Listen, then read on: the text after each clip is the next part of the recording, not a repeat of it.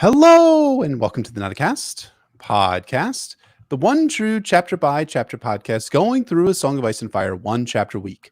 I'm one of your hosts, Jeff, better known as Pretty Bee Fish. And I'm your other host, Emmett, better known as Poor Quentin. And welcome to the 121st episode of the Nutcast titled The Old Powers, an analysis of A Clash of Kings Tyrion 10, in which Tyrion meets the very extremely impactful character Symeon Silvertongue, hooray, no, and learns about Varys' supervillain origin story. I definitely enjoy part of this chapter more than the other parts, but overall it was a really enjoyable reading experience. This is one of those chapters I wasn't looking forward to as much as some of the big highlights of A Clash of Kings, but actually enjoyed it more than I thought I would. I'm with you there. I think this chapter kind of snuck up on both of us in the same way that Bran's entire storyline from A Clash of Kings snuck up on both of us as being the superior storyline in all of A Song of Ice and Fire. All of A Clash of Kings, at least. So, as always, this episode is brought to you by our small council, Hand of the King Wolfman Zach, Grand Maester Tim Bob, Troubleshooter Systems and Designer of Circuit Boards, Lord Commander of the Kingsguard Mark N, Lord Travis, Master of Ships and War of the Waves, Captain of the War Galley Nightwolf, the ship that stalks the seven seas, and wielder of the Valyrian Steel Trident Summoner, the blade that brings the deep ones, Sir Keith J, Master of Whispers, Lord Philip the Merciful, Master of Laws, Archmaester June, Healer of the Lesser Poxes, Ragged Michael, Ward of the North, Nelson the Hammer, Prince of Dragonscone, Scarlet the Other Red Woman, and Mistress of Whispers, Lord Micah, the Quilled Lion, Ward of the West, Herald the Golden Tooth, Master of the Bane Fort, and the Kraken's Bane, Lord James, the Gem that was promised, the High Bearded Priest, Lord Jake Assistant to the Hand of the King, Lady Zena Valyrian, Sir Jack, Lord of Sir Arthur Dane, and Prince Rhaegar Targaryen Sad Prophecy Boys Club, His Grace's High Inquisitor, Sir Frank B., Sir Jasper the Cruel, the King's Justice, Lawrence, Prince of Dorne, Kelly, Ward of the East and Mistress of Old Bay of Crabs, Stephen the Steadfast, Master of Hounds, the Blue Winter Rose, Knight of Highgarden,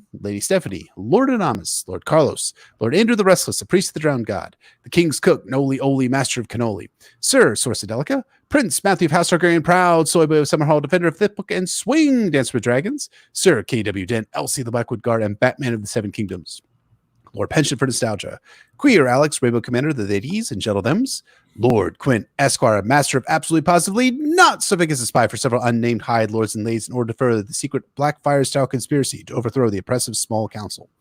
Haldiver, the Way for T-Wow, A.A. Ron, Damphair, Prophet of the Forsaken, and High Priest of Euron Crow's Eye, Lieutenant Glenn, Lord of H-Town, Veneris of House Colgarian, the first of her name, Princess of Dragonstone, Mistress of Art, the Overworked, Queen of the Pencils, the Eraser in the first draft, Queen of Monochrome, Devotee, the Great Game of Thrones, Portress of the Realm, Lady Realist of the Seven Kingdoms, Blender Paints, and Maker of Drawings, Shomal the Slayer, Lord Adam T, Lady Alexander of Tarth, Sir Christoph Logos, Bloody Scorpion of the Redfield, Defender of the Letter of Kin, and the Wolverine of House Corgoyle, Lady Elizabeth, Mistress of Horse-Faced Lesbians, Sir Josh Snow, Bastard Bounty Hunter of the North, Surveyor, Chief of Parties in the Frozen Wastes, Lord Peter, Lady Ashley, the Dead Shepherd Reborn, Preacher of the Poor Fellows, Marshall, Harrison, absent, shipwrecked in the Jade Sea, Grave, Rob Stark, the Cadaver King and Horror of Harrenhal, Olaf, proponent of establishing a feudal pseudo-democratic system of great councils wherein every count votes, Sir Tim, the Knight who is guided by voices, Lord Nick, Thucydides, Lord of Plagues, Sir Jack, Lord of Sir Arthur Dane and Prince Rhaegar Targaryen Sad Prophecy Boys Club, Lord Gene the Splendid, Master of Coin and Warden of Tampa Bay, who believes that the sudden vacation, let me do it again, Lord Gene the Splendid, Master of Coin and Warden of Tampa Bay, Lady Anna, the lovely Castellan, Pat Ironwood, the Blood Royal and Guardian of the Boneway, Lord Charles, Tyrell of Highgarden, Lord Paramount the Mander, Defender of the Marches, High Marshal of the Reach, Warden of the South, and the heir of House Tyrell, Luke, Lord of Lone Leaf and the Pillar of Autumn. Thank you to all of our small counselors very much. Thank you, counselors, as always. And our spoiler warning, as we say in all books, we'll potentially be talking about all published. Our spoiler warning, as we say in all episodes, we'll potentially be talking about all published books. That is the 5 novels, 3 Duncan Egg novellas, histories, interviews, the Windsor sample chapters, as well as Game of Thrones TV show. Anything and everything. Our question this week comes from Sir Eric Y., a Sworn Sword patron, who asks, "Hey guys, right after The Bells aired, I had a thought of how we might see it in the books. I keep coming back to Jon Connington watching it happen with the Bells driving him mad. It would be a perfect downfall for an aspiring Tywin. Good or bad theory?"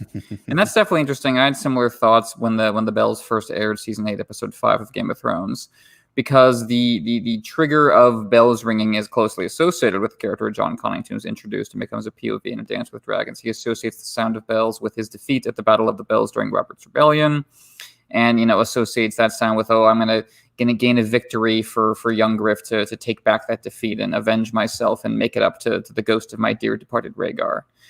And so some people have suggested that maybe that's actually going to have some play with Jon Connington's fate in the book. So what do you think about that, Jeff?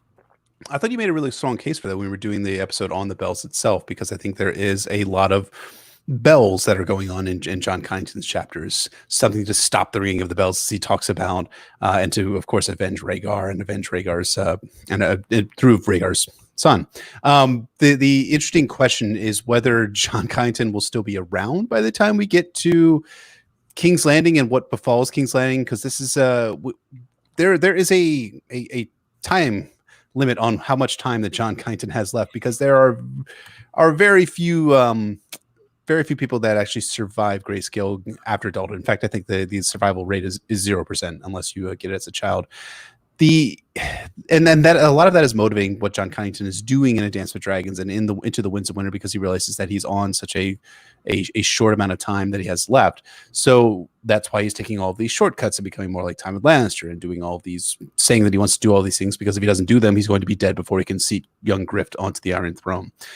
The question again I have is whether there's enough time for Jon Connington to actually do all of that and also sack King's Landing. And also, too, we also have to remember that part of the House of the Undying Prophecy has the Mummer's Dragon being cheered by throngs of small folk, most likely in King's Landing. Would the small folk be cheering the guy whose commander just murdered thousands of people in the streets of King's Landing? They sure didn't cheer for Tywin Lannister when he went through the town back at the end of Robert's Rebellion. They are not really cheering for their own slaughter, seemingly, and then for the most part. So I think this is a really interesting theory, and I think you could probably put it, you probably put it really well in that episode we talked about in the bells back a year and some change ago now. Why don't you explain the full theory as you see it? Well, I don't, as it just came to mind definitely strongly in the moment. I think, you make really good rejoinders to it. And at the timeline, if you really start thinking about it in terms of all these characters at King's Landing, Jon Connington doesn't seem likely to be our climactic POV for a lot of things in King's Landing. If any of Team Aegon is around to watch this happen, we already have Arianne as a POV with her own ambitions, and she doesn't, have the ticking clock of a fatal disease, so she might last a little longer.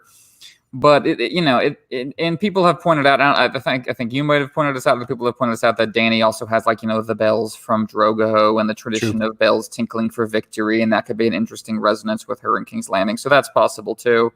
And maybe this will be an event scene from multiple POVs with multiple reactions. Maybe Jon Con flips out while Dany comes to threaten young Griff, and they have their own reactions, and we could see it unfold in multiple POVs, like something like the Battle of Blackwater or the Battle of Fire and Marine. But it's also entirely possible that it's just too easy to seize on that kind of resonance in the wake of the show and start kind of mining over it for stuff like a feasting crow, because it's some stuff just connects by happenstance, or because there's just a lot of elements common at play among all these characters. So it's easy to blow that kind of thing out of proportion. And I think Jon Con, if anything, is going to be fatally hasty. But I could even see a case where bells go off for him and he does a sack of King's Landing when they arrive, or tries to, and then it gets followed up with Dany doing something worse later on in the story. That's also possible. I can see all of those possibilities definitely kicking off for King's Landing, because that city is just like Tommen and Myrcella. It's a doomed. It's not an angel of a city, but it's definitely doomed, just like those two little kids are doomed. Absolutely. So thank you so much, Sir Eric, for the question. If you'd like to ask us questions we have to answer here on the Nauticast podcast, you can go head on over to patreon.com/Nauticast ASOIAF, where you can sign up to be a sworn sort of higher level patron.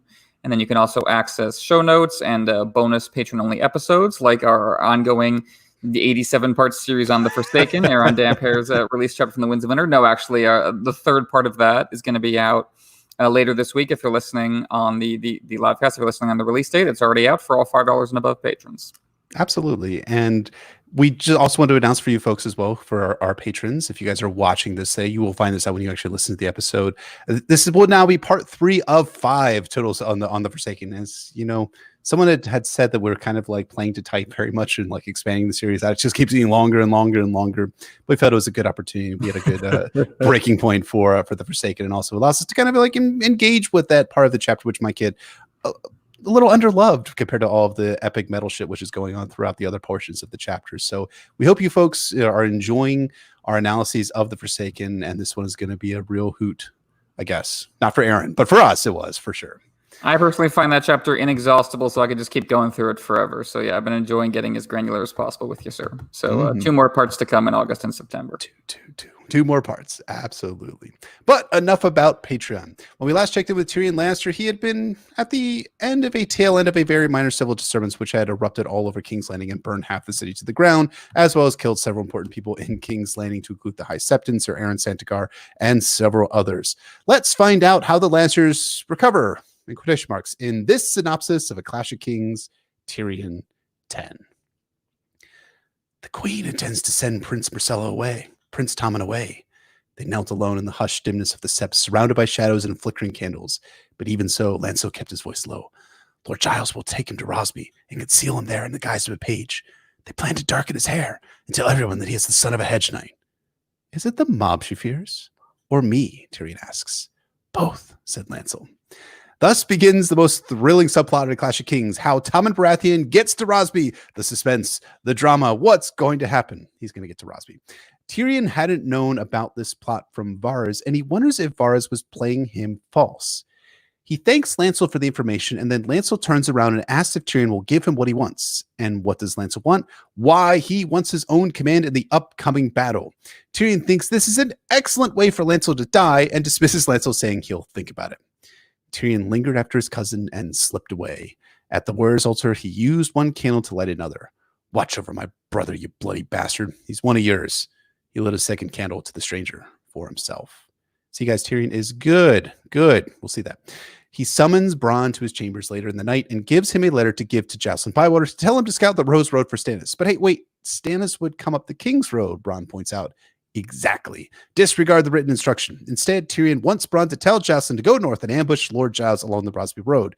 Take Tommen into custody. To be brought back? No. He can keep going on to Rosby, but once everyone gets there, the Rosby garrison must be expelled and replaced by gold cloaks, and Tyrion will reward Jocelyn with the lordship if he accomplishes this task. Lord Bronn would sound better. I could grab the boy for you just as well. I'll dandle him on my knee and sing a nursery songs if there's a lordship in it.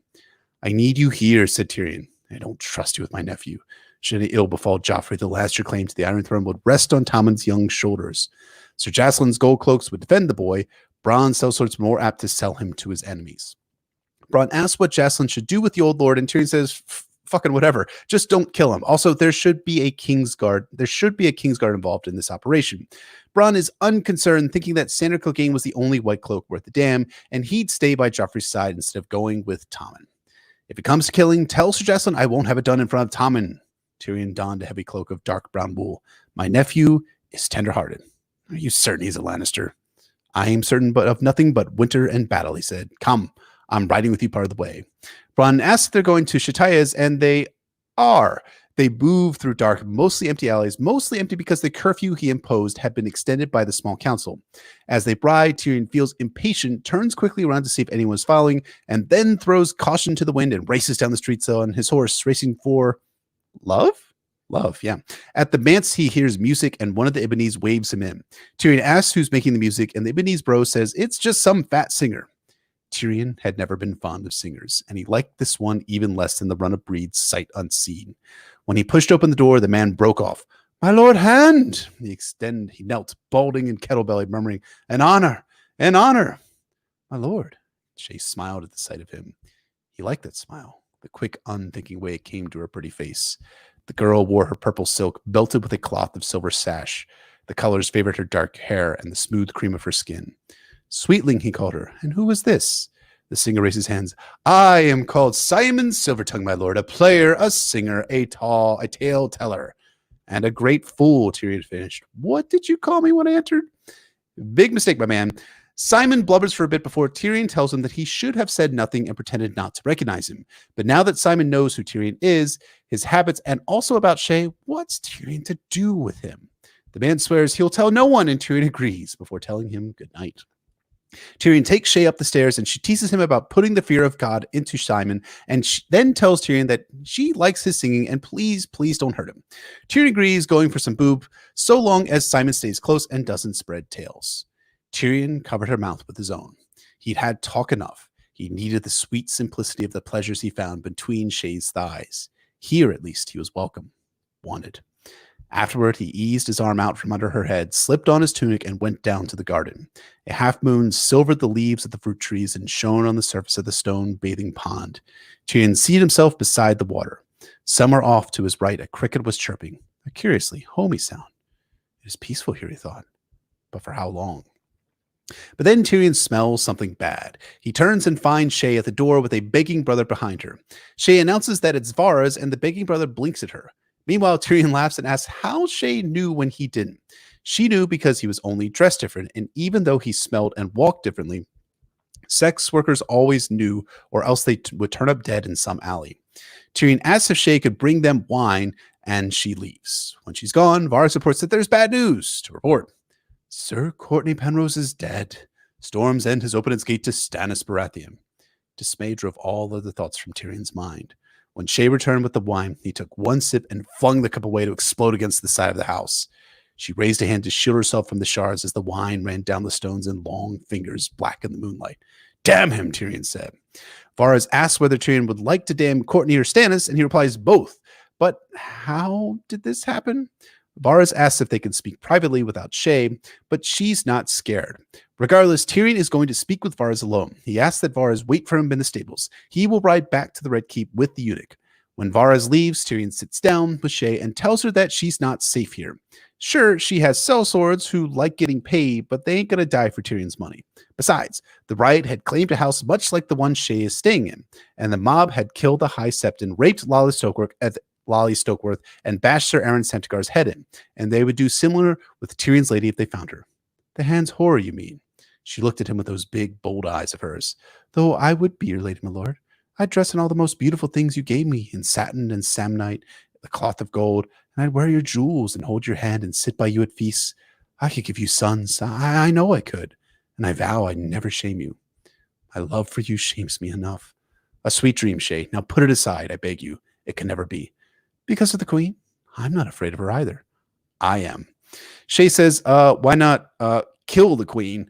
Tyrion doesn't love Cersei anyways. Tyrion says, yeah, nice idea, but kinslaying is very, very bad. And Jaime and Tywin hold Cersei dear. Fact check. Anyways, Tyrion doesn't want to face Jaime with a sword. Shae starts to badger Tyrion, says that Robb Stark and Stannis Baratheon don't scare him, so why be scared of Jaime or Tywin? But Tyrion is actually scared of Robb and Stannis. Regardless, his power rests with House Lannister. If he fights his father or brother, he'll have nothing to go on. Shae says that Tyrion will have her, and she starts kissing him. Tyrion starts sprouting a chubby, but he pushes her off him. He has a plan. I think I might be able to bring you into the castle kitchens. Shae's face went still. The kitchens? Yes. If I act through Varys, no one will be the wiser. She killed, my lord, I'd poison you. Every man who's tasted my cooking has told me what a good whore I am. Tyrion says they have enough cooks, butchers, and bakers. Shae would pose as a scullion or a pot girl. Maybe that's how Tyrion would like to see her, Shae teases. Not really subtext. You want to do some roleplay here, Tyrion? But no.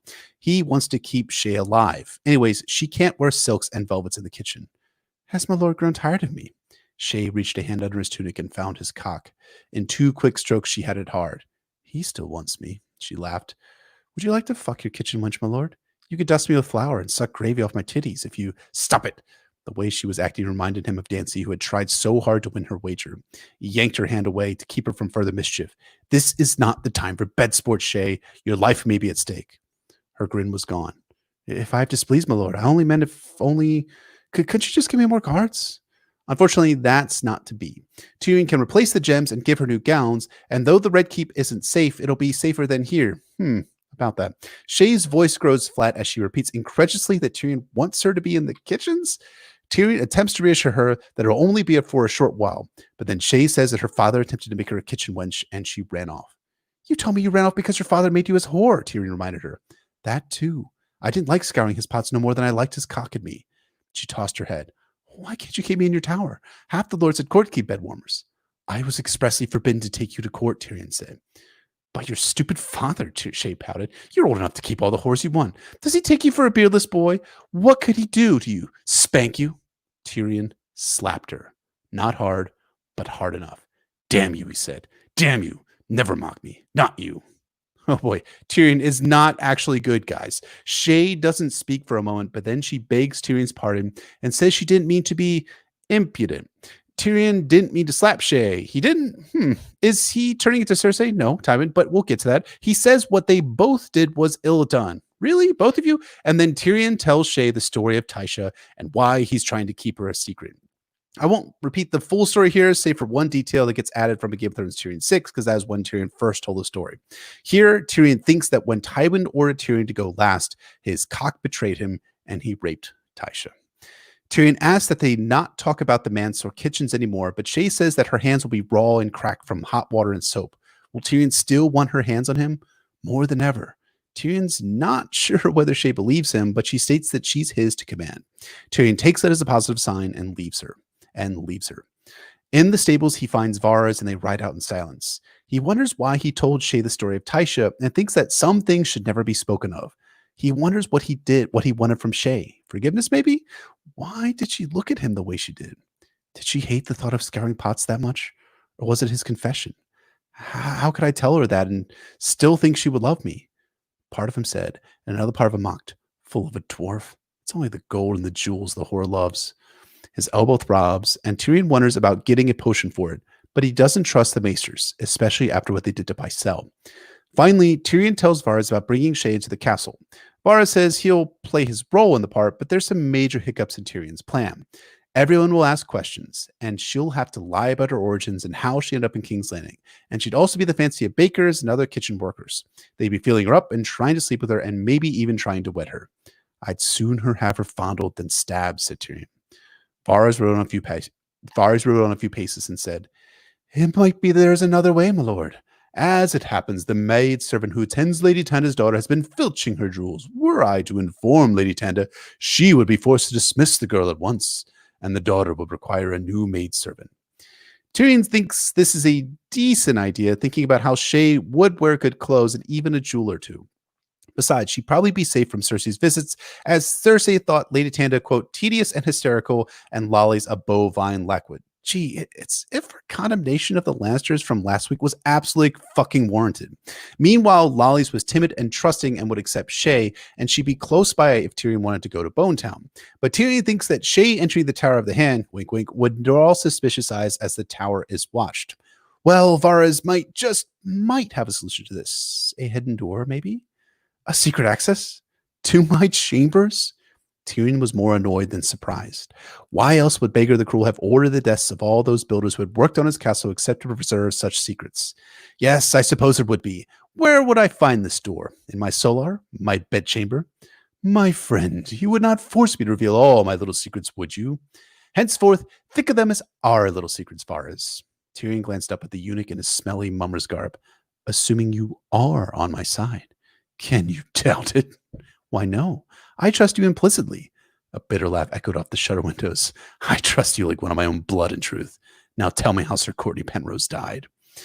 Varys reports that Cortnay threw himself from a tower. Tyrion immediately thinks this isn't true, but Varys replies that no one saw anyone go up into the chambers. Well, maybe someone hid in the room, or maybe the guards were lying. Maybe the guards did it. So many possibilities. Varys says, yeah, okay, sure, kid.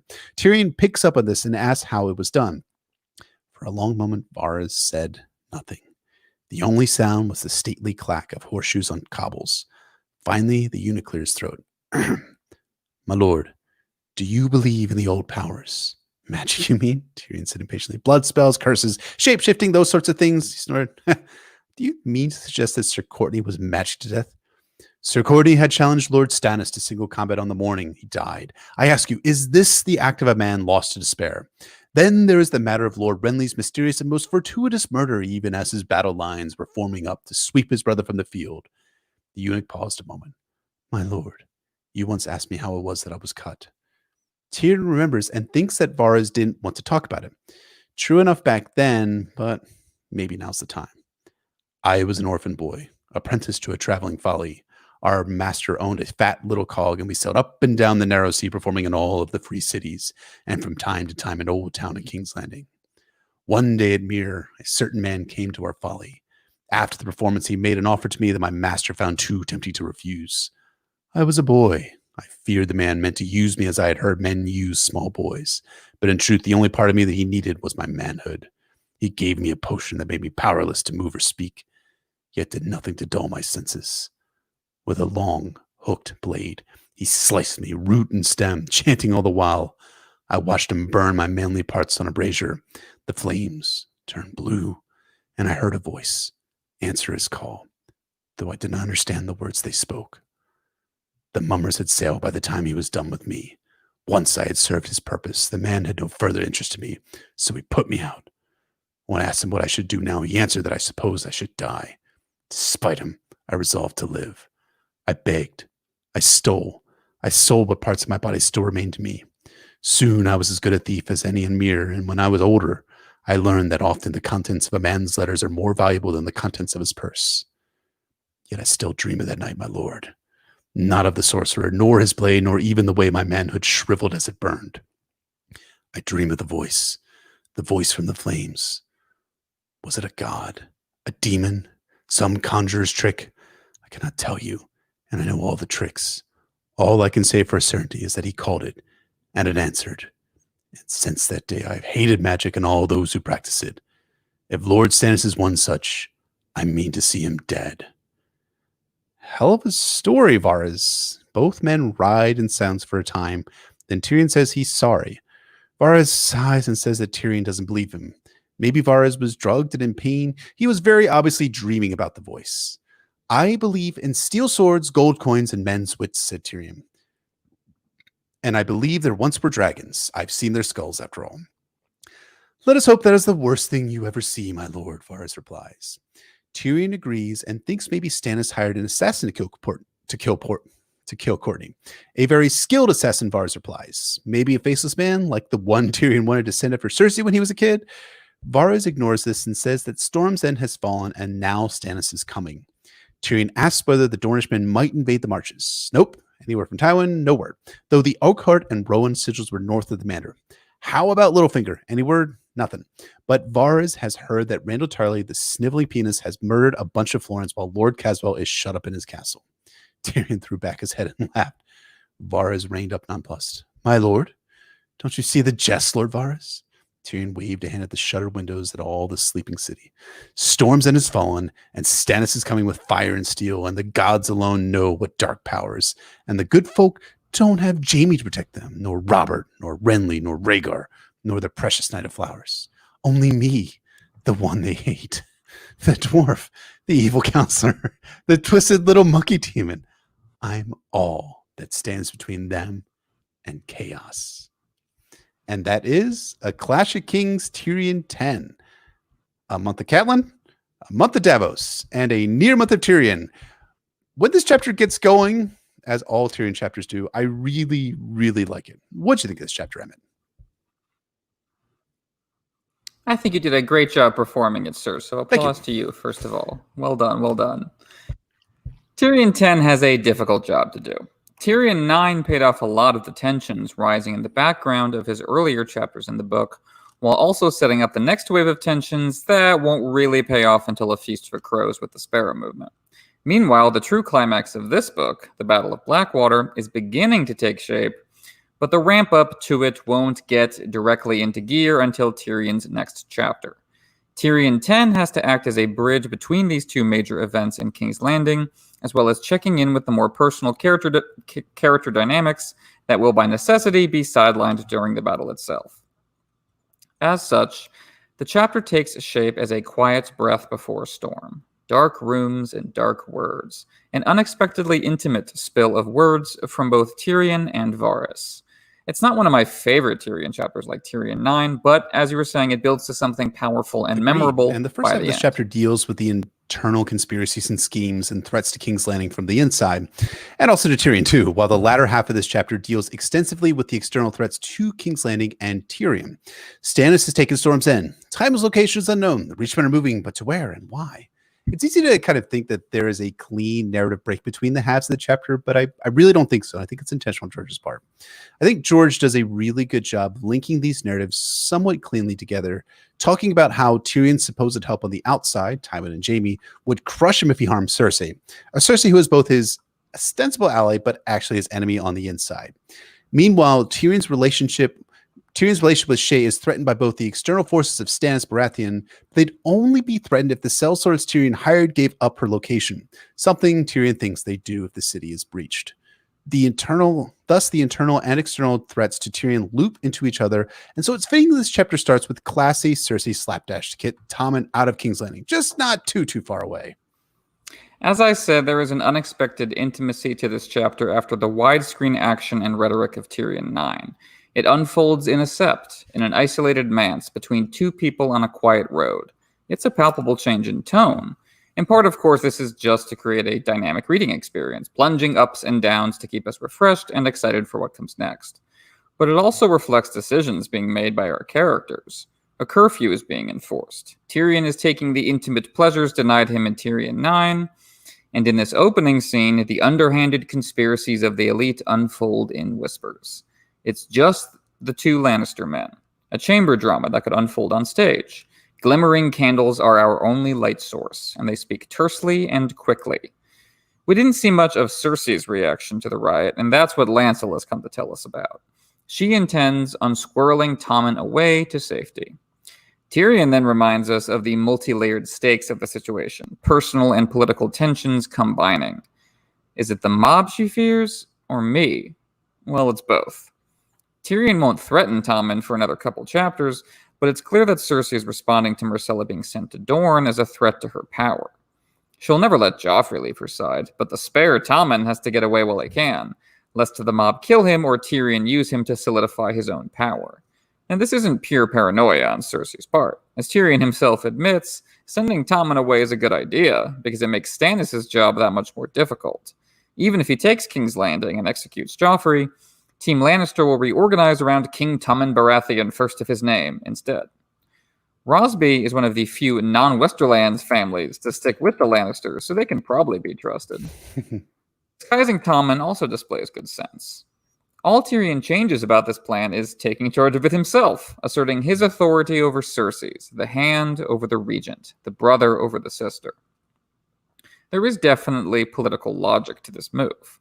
Tommen is not only Tyrion's nephew, he's the heir to the Iron Throne, a valuable political resource. The very fact that Cersei is hiding Tommen away from Tyrion is what motivates Tyrion to take charge of Tommen, lest he lose influence and fall a step behind her. Before the riot occupied Tyrion's thoughts for a little while anyway, he was dwelling on how he and Cersei have dueling conspiracies going with the Kettle Blacks. Cersei doesn't view Tyrion as a legitimate authority. There's not much pretense of trust, and they've taken every opportunity to cut each other down in this book. Tyrion has an incentive to act on his power at every turn, otherwise it just won't be functionally real vis-a-vis hers. So this is not Tyrion acting in an irrational or cruel fashion. However, simply by doing so, he ensures that the race to the bottom between the Lannister siblings continues. And Tyrion alone is not going to pay the price for that. Alayaya will as well. And I think it's like at the midpoint in a Clash Kings Tyrion 9, there was this kind of temporary political alliance between Cersei and Tyrion, where Cersei tells the Kingsguard, "You will listen to my brother because he is the hand, and you must listen to him and I'm the regent." And so there was actually a clear distinction of the different power structures that they had there. That a temporary political alliance that the last ship is made for about 15 minutes after the riot is effectively undone by what Tyrion does here. This is where the small plots of the story then get to snowball later on into full-blown major storylines. Because here, after this point, Cersei will abduct Alayaya and then threaten Tyrion with her. And then Tyrion will say that if anything happens to Alayaya, he'll respond in like fashion, beatings and rapes included. Against who? Against Tommen. Cersei promises to hurt Cersei someday down the road for what she does to Alayaya, and then he says famously, "And you'll know that the debt is paid." This will factor to Tyrion's trial in King's Landing when Osney Kettleblack testifies in the trial and repeats Tyrion's words about hurting Cersei and paying his debts back to the assembled trial jury. It's enjoyable how George does the setup and payoff through small plot points exploding to larger ones. And I think this is one of those ones, and as I was saying in the mini episode, it's kind of an almost forgettable plot point, this subplot about Tommen going to Rosby, but it has major payoffs down the road in the narrative. You have the overall escalation in their relationship and the escalation always possible within each given act. Tyrion is happy to concede that violence may be the price for taking over Cersei's conspiracy and getting Tommen away from her men, insisting only that Tommen himself be kept unaware of it. Bronn's response is loaded. You sure the kid's a Lannister? That's quite a bold thing to say to a Lannister, that being a Lannister means loving violence. But it's not an insult. It's meant as a compliment, and Tyrion takes it as such. That's the point being made about how these two men think about violence. Tyrion wants to spare Tommen that. The innocent one, the tender-hearted child who might get out of this with his soul intact, unlike we broken men. But the family business demands otherwise. Tywin's precious golden hierarchy is enforced in blood, and all the power and paranoia ultimately turns inward. Tyrion cannot possibly imagine Cersei's response to this move is going to be positive, and it's not clear what his plan ever was when Tywin comes to town. Even as Tyrion takes steps to secure the Lannister regime against Stannis, the leaders of that regime, the members of the crime family, turn on each other. How ironic that Stannis is not among the threats listed that motivate Cersei to send Tommen away. Tyrion is the one who brings that up.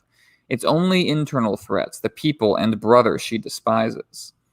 The Lannister hive is honeycombed with mutual deceit and distrust, and so rots from the inside out, even after their glorious victory over Stannis at the Blackwater.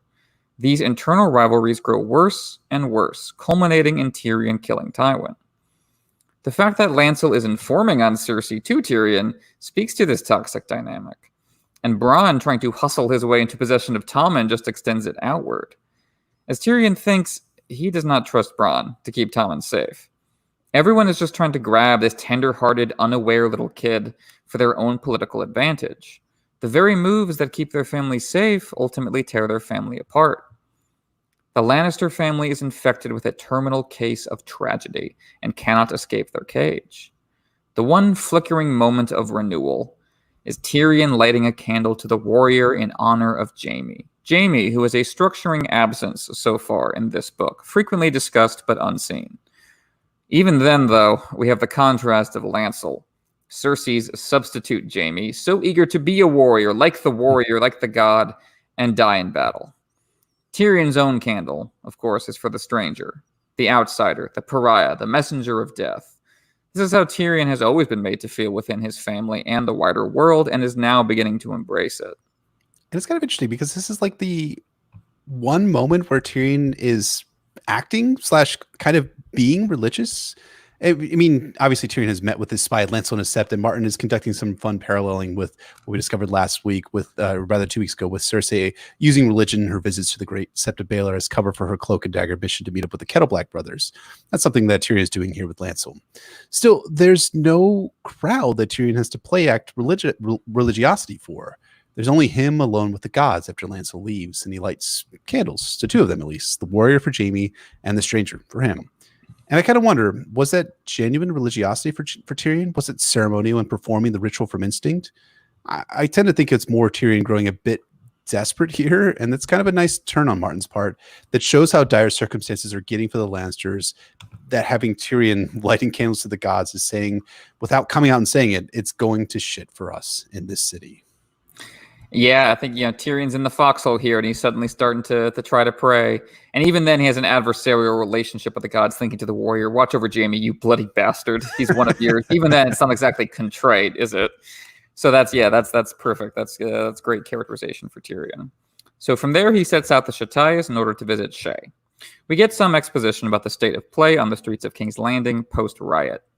The small council has instituted a curfew in Tyrion's name, leaving the streets empty as they riot, as if the city has died. But in truth, that anger is just lying dormant. Varys says that people are cursing Tyrion's name all the more. Tyrion thinks they ought to be thanking him for reducing the amount of corpses per day. Tyrion is not necessarily wrong on the facts of that, but he is once more failing to consider perspectives and situations other than his own, limiting his ability to do justice. He has not dealt with the causes of the riot, both the material and symbolic disenfranchisement of the people, the sources of their suffering. What led to that pile of bodies in the first place? As long as Tyrion avoids the answer to that question, his peace is skin deep, ready to fall apart with a nudge. Factor in also that Tyrion considers himself to an exception to the rule, and the anger that the small folk feel about him is justified. The curfew, in my opinion, reads as kind of a dusk to dawn after the evening bells ring, as this chapter says. And there's no exceptions to the policy except for essential personnel. Is all this sounding familiar here? I kind of hate it. But Tyrion considers getting some essential work. It ain't. And so he's an exception to the rule. When the gold cloaks confront him and Bronn, they quickly apologize and let them pass. But if we recall from last week, Jas and Bywater's statement that the Gold Cloaks drink in the same bars, eat the same food, and live in the same neighborhoods as the people of King's Landing, this sets some really fucking bad optics for what Tyrion is doing here. Word is going to get around that Tyrion is flaunting his own quarantine, and this will mean either A, people won't take this lockdown seriously, a la several major politicians, but most famously Bill de Blasio going to the New York City gym after closing all gyms in the city, or B, everyone getting pissed off again about how the entire system seems like rules for thee, but not for me when it comes to the Lannisters. Of course, this is objectively what's occurring in the greater scheme of things. That is actually how the nobility and the aristocracy work in Westeros. This system is designed to reward the aristocracy and punish the small folk. But Tyrion shouldn't make it so obvious that he's flouting the law that he instituted and then extended and then had the council verify his extension. Maybe then the goddamn city wouldn't erupt into occasional bouts of rage or long-term periods of religious fanaticism. You're right, but Tyrion's political perspective is clouded at the moment by just how horny he is. His frustrated sex drive reaches its boiling point in this scene. Precisely because the streets have been made empty, it's hard for Tyrion to keep in mind the first rule of King's Landing politics: someone is always watching you. He's sick of caution. He gives in and takes a risk. George writes it as a romantic moment, a sudden exception to the caustic and cynical tone of these Tyrion chapters. Tyrion is clattering down moonlit streets, flying to his love. In his head, he's become a hero out of the stories and songs, something always denied him. That's how he arrives at Shae's manse. And I love how George manages this transition. Tyrion arrives like a character in the songs to hear singing from within. Suddenly the tone shifts again, back to cynicism, back to the withering nature of power. Tyrion wanted to be in charge of this moment. He wanted to be writing his own story as the protagonist. Now he finds someone else in charge of the narrative, literally singing the song. It's another man keeping Shae company, his love in the moonlight.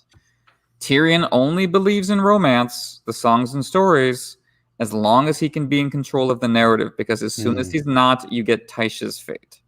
His fear of losing what little love he has in his life leads Tyrion to grasp it too tightly, to prowl the borders of his happiness too violently, to the ruin of all concerned. As he says, he's never liked singers, and this one least of all, sight unseen. It's a very meta moment, as if Tyrion wouldn't like George as much as George likes him. So Tyrion walks in, and the song breaks off. The romantic structure of narrative that briefly captured Tyrion has faded, and we are left with the bare dynamics of paranoid power. Shae is framed as pure poise and beauty, dressed in purple silk with a cloth of silver belt. Tyrion loves the, quote, quick, unthinking way she smiles at him. Now, why does he put it like that? Because if she's smiling quickly, without thinking, well, then it might not be a performance. Feigned love, a show put on to get his money. That money, the core of the transactional relationship at work here, is represented by the silk and silver. So Tyrion needs the smile to be real. He needs to believe that the romance is genuine, like something out of the songs. But the presence of the actual singer makes that fiction impossible to sustain. It forces Tyrion to look behind the curtain, recognize the constructed, performed nature of his relationship with Shae, and he can't take that. He tells Symeon Silvertongue that Symeon should have done a better job of playing along. You should have pretended not to recognize me as Tyrion Lannister, Hand of the King. After all, isn't that kind of why he keeps Shae around? To have a place where he can forget about his last name, about all the corruptions that go with power? As he says, he wants the sweet simplicity of sex. The sensation that here at last he is, as he puts it, welcome, wanted. That the world outside this manse can melt away. Shae smells clean to him, Tyrion thinks as he buries his face between her breasts, unlike this reeking sty of a city. She is his distraction, his dream world. Symeon threatens that pocket universe with his presence. Tyrion threatens him to keep it safe. I wouldn't have believed you if you pretended not to know me, but you still should have tried. And again, doesn't that also define his relationship with Shae? Her love is not genuine, and at some level Tyrion knows it, but she pretends very well. Her smile comes quickly to her face, as if unthinking. He paid her to do this. He paid her explicitly to set up this performance, and she does her job well. She's not doing this maliciously or cruelly to trap him. This is what they agreed on. By contrast, Symeon's silver tongue turns to lead in the face of Tyrion's threat. Suddenly, the song doesn't work too well, reflecting how Tyrion's briefly romantic mindset has crashed on the iron realities of power at the sight of Symon. Symon, on the whole, is not a favorite character of mine. His dialogue with Tyrion is very blunt and obvious. It's spelled out too clearly what's happening here, and same is true when they meet up again in A Storm of Swords. Regardless, Symon is structurally useful within Tyrion's story, pricking his pride. Tyrion threatens Symon's life, to both Symon's face and then to Shae after they go upstairs. When Shae protests, Tyrion literally silences her with a kiss. His self-contained romantic story with her is no more free of the structures of power around them than his equally self-contained romantic story with Tysha turned out to be. After having sex, Tyrion goes downstairs to the yard, to the garden. Here is an oasis of the quiet, natural world, life murmuring sleepily to itself all around him, so different from the dust and deprivation of the streets. This is an oasis, but it is a fragile one. Tyrion knows this peace cannot last, but he will do anything to make it last as long as he can, and bloodshed flows from that like an open wound. That's couldn't have said it better, and I agree about Symeon Silvertongue too, that the dynamic between him and Tyrion is a little bit too on the nose and lacking any subtlety. Of interest, though, to me, is how we're seeing Tyrion's lack of concern for someone of a different class than him. Does this sound familiar? It probably should. He dismisses Symeon Silvertongue to leave, meaning that he potentially damns Symon if his singer is caught by the Gold Cloaks trying to get home, right? Remember, the Gold Cloaks are out patrolling and killing anyone who is out in the dark past a certain time that they're at. Symon doesn't have the fierce sellsword Bronn with him. He also doesn't bear the last name of Lannister, the name that he's trying to forget when he's here with Shae. He's a singer, and recalling last week Tyrion's order about the lockdown, any man found on the streets after the last peal of the Evenfall bell will be killed. That's what Tyrion said. Tyrion may be hoping that Symon meets up with the Gold Cloak on the way home, and the problem just kind of works its way out, as Office Space once said. Regardless, the dynamic of implied violence from Tyrion to Symon works to set the tone of every encounter between the two. Implied violence. This occurs again in A Storm of Swords. And that implied violence is set against Tyrion's sexual inadequacy, or rather his feeling thereof. You're right that Tyrion is seeking genuine love from Shae. He's always searching for the same looks he received from Tysha before Tywin found them. But what happens if there's a sexual competitor in the mix? Notice how Tyrion zeroes in on Symon's physical defects as soon as he sees him balding and pot-bellied. No, he does not remind me of me. Stop looking at me. Tyrion picks apart Symon's physical inadequacies because he's projecting his own self-loathing yet again on someone else, something external. It's a thought that makes him feel better to think that Shae wouldn't screw some fat balding bro, and even if he plays in a band. Does that seem kind of juvenile to you? Because it kind of seems that way to me. It's a juvenile way of viewing sexuality. And it speaks to how broken Tyrion was by what happened to Tysha and how his own development has been arrested by that event. In the past, he's only found love from sex workers, knowing that he's unable to actually be loved. But now with Shae, he's made her his paramour, his new Tysha, and Symon threatens to steal her away. And if the Tysha subtext hasn't been emphasized enough before we actually get to Tyrion telling the story again, when Tyrion sees Shae after they're sexing, she's wearing a gown that reminds him of a verse from Seasons of Our Love, the song that Tysha sings to him. Those are great points. Yeah, Tyrion is projecting his own fears about Shae not really wanting him all over Symon, and that just sends back to Tysha because, as Tyrion thinks of it before Jaime tells him the truth, Tysha was pretending to love him. So that's always his fear hiding underneath. It's just pretend. It's all for pretend. And yeah, the return of the reeking sty world of the city to claim Tyrion away from his reverie is signaled by what else? A bad smell, making it impossible for Tyrion to enjoy himself in the nice garden. Shae stands behind him, and Tyrion, as you're saying, directly compares her to a woman out of the songs, an ideal of humanity and femininity of the sort Symon likes to sing about. This is the life Tyrion wants to live, and she's standing next to a herald of death, Varys disguised as a begging brother, stinking of the lethal news he brings.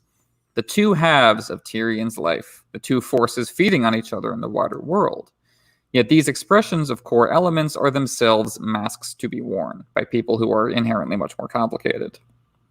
Like Tommen at Rosby, Varys comes in disguise to avoid giving away Shae, precisely the caution Tyrion abandoned, risking Shae's life in the process. Varys doesn't succumb to Eros, to the god of love, like Tyrion, because he is Thanatos, the god of death, an important dynamic in Tyrion's story, those two forces. Varys is also pretending at poverty, cloaking himself in the image of humility and mortality by coming here thusly. It fools Tyrion, but it doesn't fool Shae. This is probably my favorite Shae moment in the story because she's upending both our expectations and those of the characters, offering a distinct insight that couldn't have been offered by anyone else. Moreover, she's deepening the themes and issues at play in this chapter. These songs, these performances, these ruses we're talking about, she sees through them. She has to. In order to survive as a sex worker, Shae has to be able to see through both literal and figurative disguises. She has to be able to get a sense of her clients. If she doesn't, she might die for it, because the combination of financial motive, physical intimacy, and societal condemnation of her job leave her uniquely vulnerable. The same dynamic was at work when Stannis asked for Davos's advice, and only Davos's, because a smuggler must be a fair judge of men. The consequences are simply more real for someone like Shae. She can't afford to be romantic like Tyrion, saying bugger it to the consequences and writing romantically to his love. Now, Shae, of course, has her own naive moments and blind spots, in part just because of how young she is. And the cruel irony of this moment on reread is that while Shae sees Varys clearly, she misreads Tyrion on a deeper level and dies for it.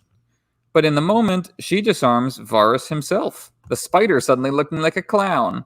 He overcompensated with this disguise. A pawn has seen through a player. Of course, this moment of levity quickly fades. As Tyrion recognizes before he even hears the news, there is no good reason for Varys to come visiting in the night. Tyrion jokes that Varys should come disguised in black feathers instead. And there is definitely something to the image of Varys as not only a raven, but a feasting crow. It reminds me of Gandalf, who often came disguised as a beggar and was associated with the bad news he came to ward off. Characters who dislike him call him a stormcrow, which should sound familiar to fans of The Song of Ice and Fire. Of course, Varys' relationship to power, especially the magical kind, is very different, as we'll get into at length later in the episode. On to his bad news. Cortnay Penrose is dead, and Storm's End has surrendered to Stannis. It's the payoff to the mind-blowing ending of Davos 2, the confirmation that the second Shadow Baby did its job. We won't check in with Davos again until the Blackwater. For Tyrion, however, pure dismay drives all other thoughts from his mind. As in Tyrion 8, when they heard about Renly's death, his political mind skips past the question of who and how for the moment, and zeroes in on why. Stannis is now free to march on the capital. When Shae arrives with the wine Tyrion requested to deal with Varys' bad news, Tyrion takes one drink and throws the flagon against the wall to deal with his fury. I understand his panic, of course. The odds of his faction surviving the war just got a whole lot worse. As he thinks to himself, he was counting on Storm's End pinning Stannis in place until his father had time to deal with Robb Stark. And now it appears to Tyrion that Tywin and his army will be trapped in the west, leaving Tyrion on his own to hold King's Landing against Stannis Baratheon. And it's a good thing that Stannis actually takes the city, right? No. I think it's a good visual, though, to have Tyrion throwing the wine against the wall and letting the fingers come down black. It reminds us of what Davos saw under the walls of Storm's End and the black fingers coiling around Melisandre's thighs. There's also kind of a nice bit of literary foreshadowing for the Blackwater and the wine and blood similarities, that they're both the same color. Wine and blood are usually red, but here in the dark, they both appear black. And the wine and blood will flow against the walls of King's Landing during the battle as it flowed outside of Storm's End and within the castle itself. I love that connection to imagery. The Battle of Blackwater just kind of feels like a wave of corrupted blood at certain moments. A lot of the battles in The Song of Ice and Fire have that feeling. As rereaders, we know that it will take a precise domino effect to bring Tywin and his new allies, the Tyrells, to the city just in time to defeat Stannis. Tyrion, like the first-time reader, has no such foresight. And while he does have some tricks in his back pocket to hold out against Stannis, he has reason to think that they are now doomed. Tyrion's violent anger in response to the situation, however, is still revealing about his character. George makes sure to note that he has put Shae in danger by reacting this way. She has to duck away from the glass shards lest she get cut. It's a microcosm of their relationship. She brought him the wine, fulfilling her part of the deal they worked out back in Book 1. Bringing me my drinks was part of that deal. In response, Tyrion puts her in danger to work out his urges. He has repeatedly put Shae in danger simply by bringing her with him to the capital and keeping her there as things get worse. She consents, for financial reasons, to move up the ladder, but as we see as this chapter goes on, she doesn't really fully understand the danger. Tyrion immediately regrets throwing away the wine, as he regrets slapping Shae later, but his instincts are what they are, inherited from his society and his family. He sends Varys to await him in the stables and turns to talk to Shae about that danger. It's not that Tyrion is unaware of it, but that he can't bear to face the truth. The truth is that the ultimate source of danger to Shae is not the mob, but Tyrion and his family. They are the powerful hemming in the powerless at every turn. Tyrion and Shae's conversation about how to keep her safe hinges on class, the yawning power gap between them, as well as the fragility of her rise in station relative to the people on the streets. She has sellswords and walls to keep her safe, as she says. The material signifiers of class power, luxuries unaffordable to most in the city. But as Tyrion says, the sellswords might decide there's more security to be had in robbing Shae than protecting her. Lannister power looks fragile. Jacelyn and Bywater made no promise as to how long they can hold the city. Power resides where people believe it resides. What happens when they stop believing it resides with Tyrion and his family? What happens when those sellswords decide we can't necessarily count on our next check from Tyrion? They're not going to protect Shae at that point. As for those walls, they might serve to reassure Shae, as the walls of the Red Keep reassured Tyrion in his previous chapter, but they will not stop a determined opponent. Tyrion tries to scare Shae with stories of what the mob did to his own party, as well as a goldsmith who had a manse just like hers, who died, as Tyrion puts it, for the crime of having a full larder. And it's so telling that this is how Tyrion thinks about it. Like many responses to modern American protests, he thinks about the structure of property as the state of nature, rather than a system created and maintained with violence. Where does the gold come from that this man smithed? Who buys it? The people who work in his employ, how much of the fruits of their labor do they actually get to see? Do they get a full larder? No, they do not. This is not to valorize violence on its own terms, nor to suggest that the goldsmith somehow suffered any less as he died because he was wealthy. Rather, this is to say that these riots are an inevitable response to the abuses of power and wealth in King's Landing. To say otherwise is to suggest that the impoverished should have simply gone on accepting their lot until some better system emerged on its own, peacefully, at some vague, convenient, undetermined point in the future. That might seem preferable to the goldsmith, but it is not preferable to the people who killed him for his full larder. It is not the full larder itself that is a crime, but everything it represents, everything denied to the city's people. Like Lala Stokeworth, the goldsmith is an imperfect avatar for the people's suffering, and so it is hard to frame this in isolation as a just act.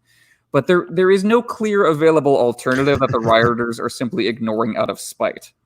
Right, and kind of like double down the point too about the violence inherent in the system.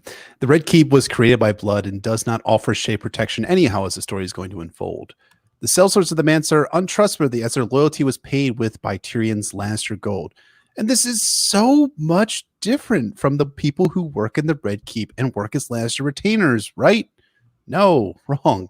And that's to say nothing about Tyrion and his willingness to use violence against Shae, as we'll get to in a moment, and as the story will get to, and its inevitable conclusion at the end of A Storm of Swords. Yep, that's a great point. It's we're seeing within the Tyrion-Shae relationship, we're kind of seeing these larger forces play out on a smaller and more intimate scale. Tyrion can find it easier to admit these power dynamics when he's not personally at stake. He was able to concede the righteousness of the riot as a response to the High Septon's conduct in particular. So it's clear, I think, that he's just using these stories as scare tactics to keep Shae in line, depending on him. But Shae does not quite buy into this narrative, because unlike Tyrion, she was raised in a similarly impoverished state as these small folk. Shae knows that if Tyrion really wants to bring her into the Red Keep and keep her safe from the mob, all he'd have to do is do that openly. That is why I'm in danger. Not because I belong to you, but because I don't. You have kept me in this perilous in-between state on purpose. If this bubble universe where we've created, where we pretend we're at peace and I'm your lady, isn't safe anymore, then you need to pop the bubble. Tyrion really ought to send Shae away for her own safety, but he doesn't want to lose her, and she also doesn't want to lose his money. If he's not going to do that, the second best move is to bring her to court openly and keep her safe that way. But he won't do that because Tywin forbade him to bring her to court. That's the real problem here, not his scare tactics about the mob. Tyrion cannot rise against his family. Against Robb, against Stannis, against his opponents in the war as Joffrey's Hand of the King, Tyrion is powerful.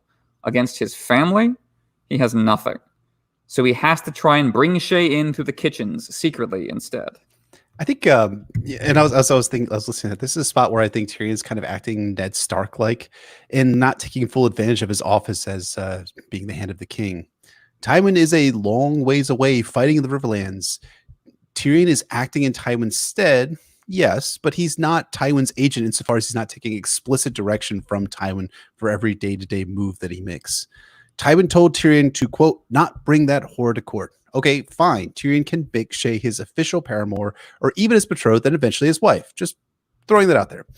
Tyrion can proclaim it loudly, issue an official royal proclamation declaring Shae noble and granting her lands and titles. Now, this is a very different circumstance than what happened with Tysha, because here Tyrion has real tangible power as acting hand of the king. But Tyrion refuses to wield it in defiance of his father. And on one level, he knows that Tywin and Jaime hold the allegiance of the swords that support House Lannister. And when they return, Tyrion does not want to face them, especially if he's crossed them in some way. That's kind of Ned Stark-like insofar as when Robert was away, Ned was only willing to go so far in using his office without Robert's consent. It ended up being part of about 335 reasons why Ned Stark failed and was ultimately executed for his conduct at the end of Game of Thrones. But for Tyrion, he's losing at the ability to craft a narrative out of fear, and I do sympathize with that. Tyrion was abused by his own father and scarred by what happened with Tysha, so he tries to keep Shae secret, promising that he'll get her a manse again once Stannis is defeated. How is this thing possibly going to work out for Tyrion, especially with Tywin actually coming back to King's Landing at some point down the road? Even if Tywin Lannister hadn't arrived at Blackwater, he was going to return and resume his tenure as Hand of the King. And what power would Tyrion have at that point? Not really much as far as I can see. How would Tyrion get away with putting Shae up in a manse after Tywin got back? The whole plan is shitty on Tyrion's part. And I think Shae understands that at an intrinsic level that it's really not going to work out for both of them. Tyrion keeps kicking multiple cans down the road, and while Shae doesn't have all the information to necessarily put that together, I think she does sense it, especially as regards her and her safety. Shae's response to this plan is complicated. Again, I think she gets her most effective characterization here. Keep in mind that Shae must constantly juggle her real thoughts with the face she wears for Tyrion. Both come out in this scene, on and off, back and forth, as Shae tries to suss out how genuine Tyrion is being and whether this is really her best move. As she said earlier, a sex worker has to be able to see the man, not the garb, not the mask. She has to see past figurative disguises even as she wears them. At first, Shae's face goes still. This is her instinctive reaction as she tries to figure out whether this is something she wants and also figure out how to convey the sexy girlfriend persona to Tyrion while she solves the former problem. To do so, she giggles and tries to dodge the plan via self-deprecation, saying that she's a terrible cook compared to her skills at sex. Tyrion then tells her that this isn't really about her skills. She'd be entering the kitchens at the bottom of the social pyramid as a scullion, a pot girl in scratchy brown rough-spun, as she puts it. And Shae does not like this plan one bit, because the whole reason she entered Tyrion's service specifically is to live in the lap of luxury relative to her old life. She has that with her manse as far as she's concerned. Yet she doesn't want to outright defy Tyrion if she doesn't have to, because said life in the lap of luxury depends on Tyrion approving of her, enjoying her company, like Stannis and Davos, albeit in a different way. So instead, she filters her objections to this plan through appeals to Tyrion's sexuality. Do you really want to see me in such rough clothing? Hint, hint. Tyrion responds that he wants to see Shae alive, and she can't exactly scour pots and pans in rich, fancy clothing. On the one hand, he is demonstrating his good intentions, that his priority is keeping her safe. On the other, he is unthinkingly exposing the power gap at work. Shae is Tyrion's servant, one he treats like a lady. If she has to go to work in the kitchens, they can't pretend she's not his servant anymore. Shae keeps her strategy going by framing that new, more severe class dynamic as a potential kink. Ooh, daddy, you might want me to play peasant girl? Tyrion tells her to stop, not because she's failing to arouse him, but precisely because she is succeeding. He doesn't want to have sex right now, and she's reminding him of Dancy, who wanted to win her wager. Why is that uncomfortable for Tyrion? Because thinking about Dancy makes him think about how Shae is arousing him for money. It's not genuine, which is fine. I'm not criticizing Shae. She's doing what she has to in order to survive, to keep her hustle going as long as possible, and this is the deal they worked out back in the Riverlands. Tyrion is the one who can't deal with the two-faced nature of their relationship, and so he yanks her hand away from his crotch. Shae's grin fades, and she asks that if Tyrion is really concerned about her safety, if he's not just playing a game, can't you have more guards? Tyrion says that he doesn't care about the jewels, about the fine silk clothes. And here's the thing. She does. It's what she's here for. Shae doesn't love Tyrion, and we can presume his cock is not any more magical and special than Theon's. She's in this for the money. If Tyrion takes away the trappings of wealth and luxury, why should she stick around? Why should she not find another client? As such, her voice is flat in response. You want me in the kitchen, scouring pots. That's why I ran away from my father.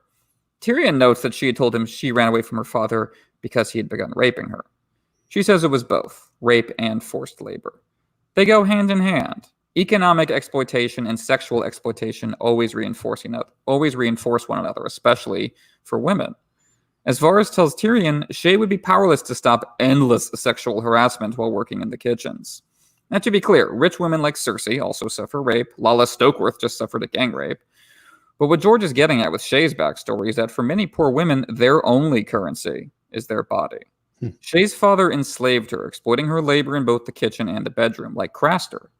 Tyrion is handsomely rewarding Shae for her services. She's an entrepreneur with a more economic agency, you could say. But he's still in charge here. Yet while Tyrion is in charge with Shae, in charge with the men under his command, he is not in charge with his family, which is why he must keep Shae's presence a secret. Shae points that out, and Tyrion loses his shit. He slaps her because he cannot stand being mocked, just like his father. He cannot stand being reminded of his liminal position, half in power and half not, hand of the king, yet also runt of the pack, hated by the mob and his family alike. When Shae mocks him, he hears behind her words the mockery of his father, his sister, an entire world that has rejected him for his stature.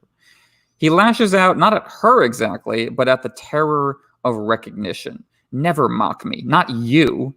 I keep you around in order to be the one person who never mocks me, because everyone else does, even though I'm in power now. I keep this oasis, the trees, the crickets, your available body, as an exception to the rule.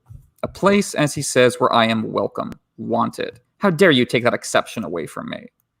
I understand emotionally where Tyrion is coming from. He is not a pure giggling sadist like Joffrey.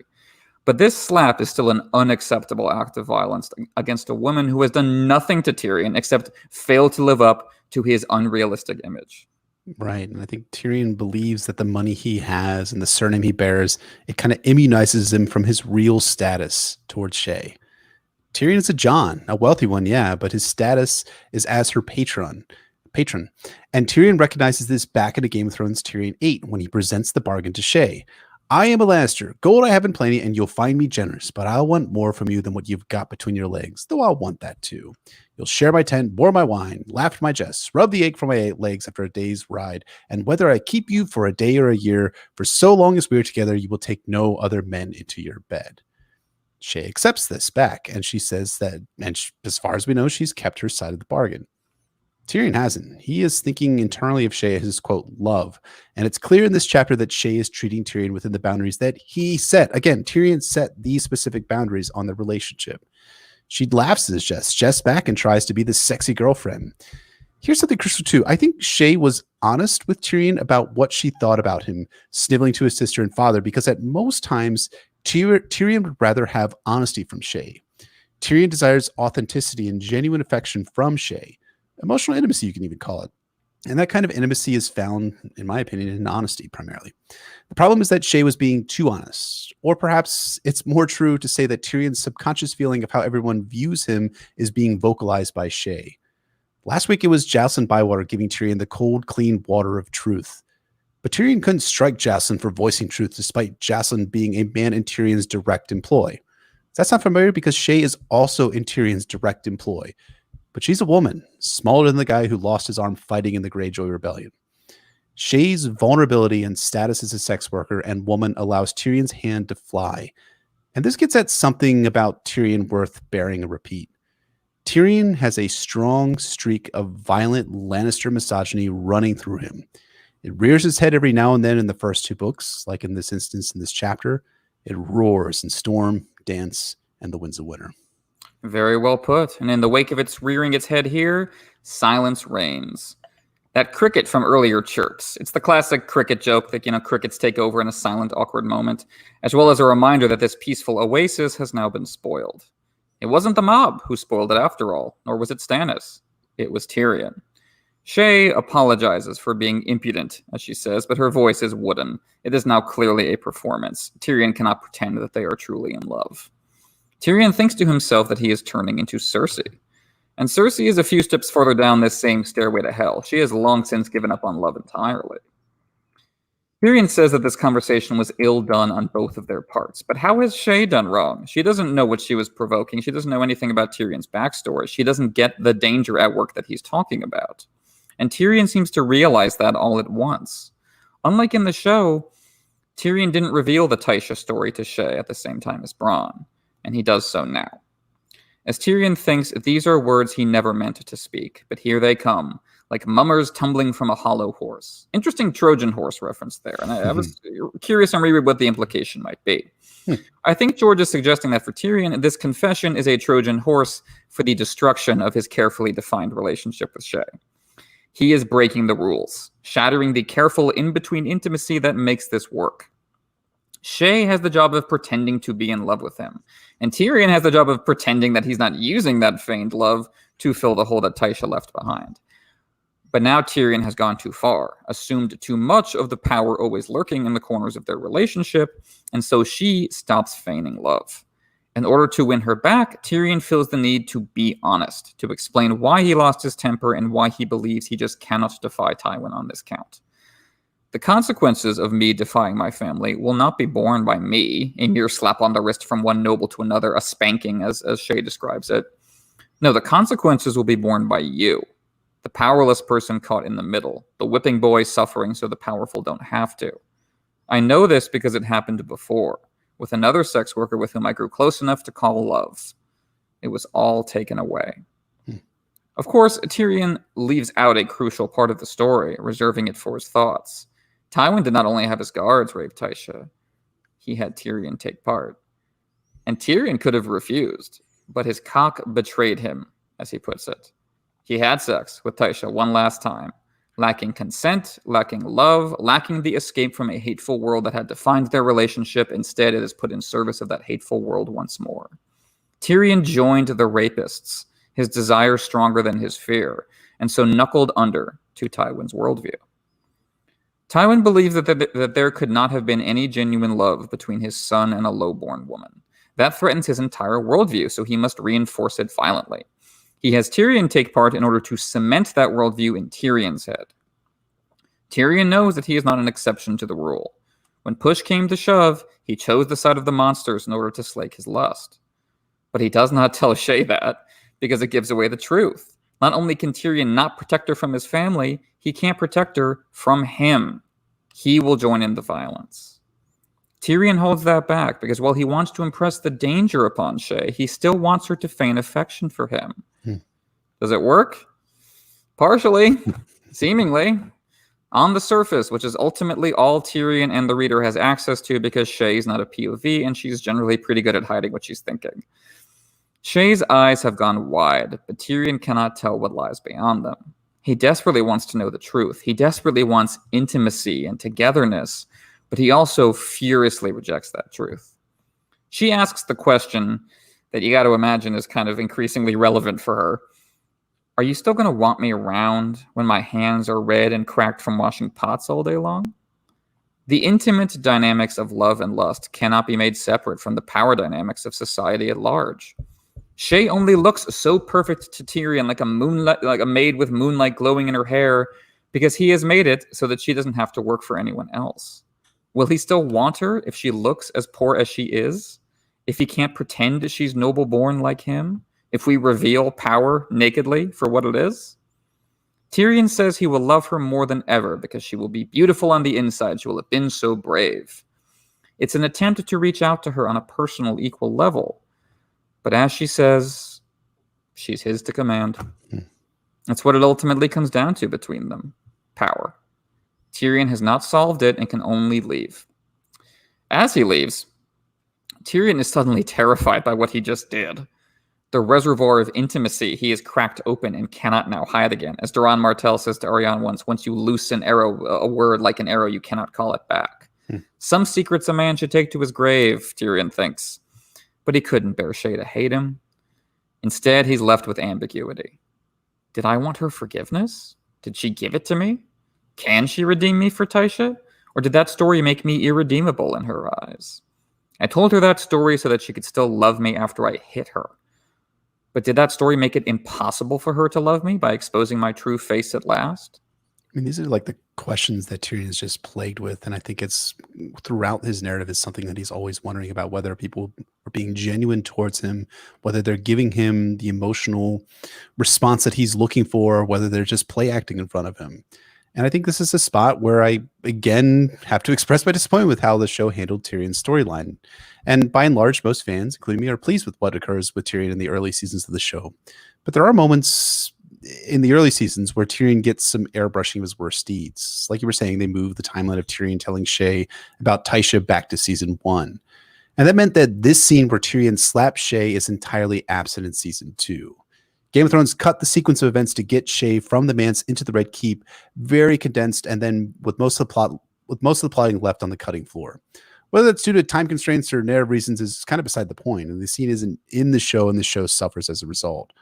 When I talk about the show airbrushing some of Tyrion's worst misdeeds out, it's not like I want to see Tyrion slapping Shae or later threatening to have Tommen raped. It's that these moments build towards major plot payoffs, but they also build towards major character and thematic payoffs for Tyrion down the road. In the shows, Shae actually loved Tyrion back, as is explicitly revealed in season 4. The Jon to sex worker dynamic between Tyrion and Shae is absent.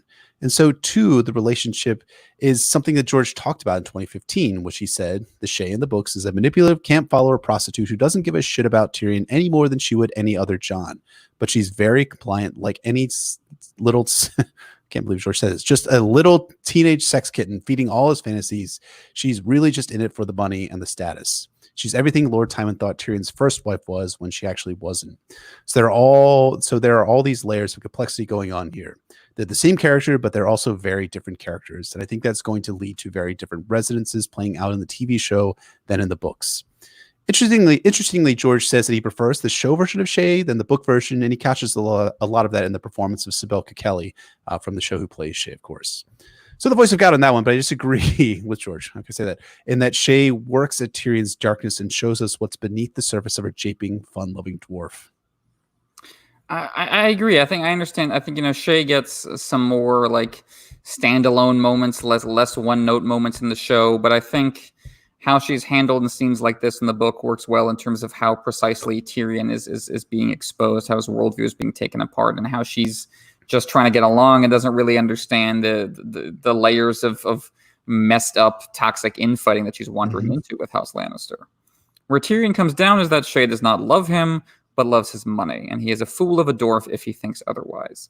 And this is the truth at last, but Tyrion frames it in such a way that he cannot take any peace from it. Rather than thinking, oh, right, this is a transactional relationship from the get-go, so I should stop projecting everything onto it, he cannot help but project his lost love with Tysha all over Shae. This is how I get that love back. That's what he thinks to himself. And that way leads to doom for so many reasons. Shae is not Tysha and can't be. The pretense of love between them is just that, a pretense. Tyrion's family will not leave this relationship alone, as he knows very well. As he leaves, Tyrion thinks that maybe he should see a maester for his elbow pain, but he doesn't trust maesters after Pycelle. It's that same corrosive lack of trust along power lines that infects his relationship with Shae, and in both cases, they're just left with pain. Full of a dwarf, as Tyrion says to himself over and over again when he's regarding Shae and his relationship to Shae. But Tyrion's relationship with Shae is only one aspect of this motley crew that Tyrion has assembled around himself. We have Bronn, who was introduced at the beginning of this chapter. We have Shae in the middle part of the chapter. And then we get to probably the thing that people remember about this chapter most, the backstory with Varys and the discussion that Varys and Tyrion have on the way back to the Red Keep.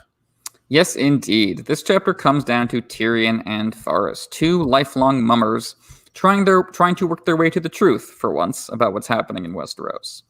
They start by talking about Shae. As Varys points out, Tyrion is being as naive as he thought Shae was being earlier. You are not taking into account the nature of power, the endless performance required of us all. The odds of Shae being caught in a lie dramatically increase if Tyrion tries to smuggle her into the kitchens. She's good at acting for her clients one-on-one, but this is a different game. Varys also impresses upon Tyrion in lavish detail the likelihood that Shae would come into sexual contact, albeit unwanted, with other men. Varys is a eunuch, as this chapter is about to remind us at great length, and it's interesting how he dwells on Tyrion's potential sexual jealousy. Varys, I think, is testing Tyrion with these details to see if he can arouse Tyrion's rage, so to speak. He wants to see if Tyrion can really play this role. Tyrion passes that test by saying he'd rather she be fondled than stabbed. Again, even as Tyrion takes steps to try and ensure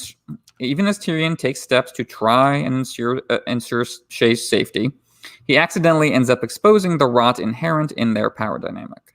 Whether she wants to tell all these lies and put up with this fondling is entirely immaterial to Tyrion. He's keeping her safe like a prized possession.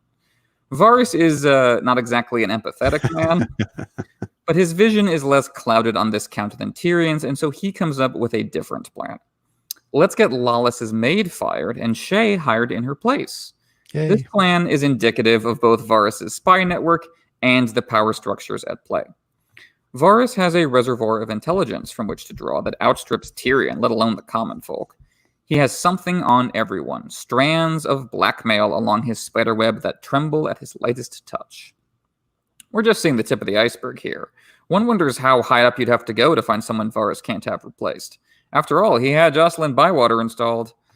Varys can certainly be confounded by other planners, just look at Ned's execution or be the victim of bad luck.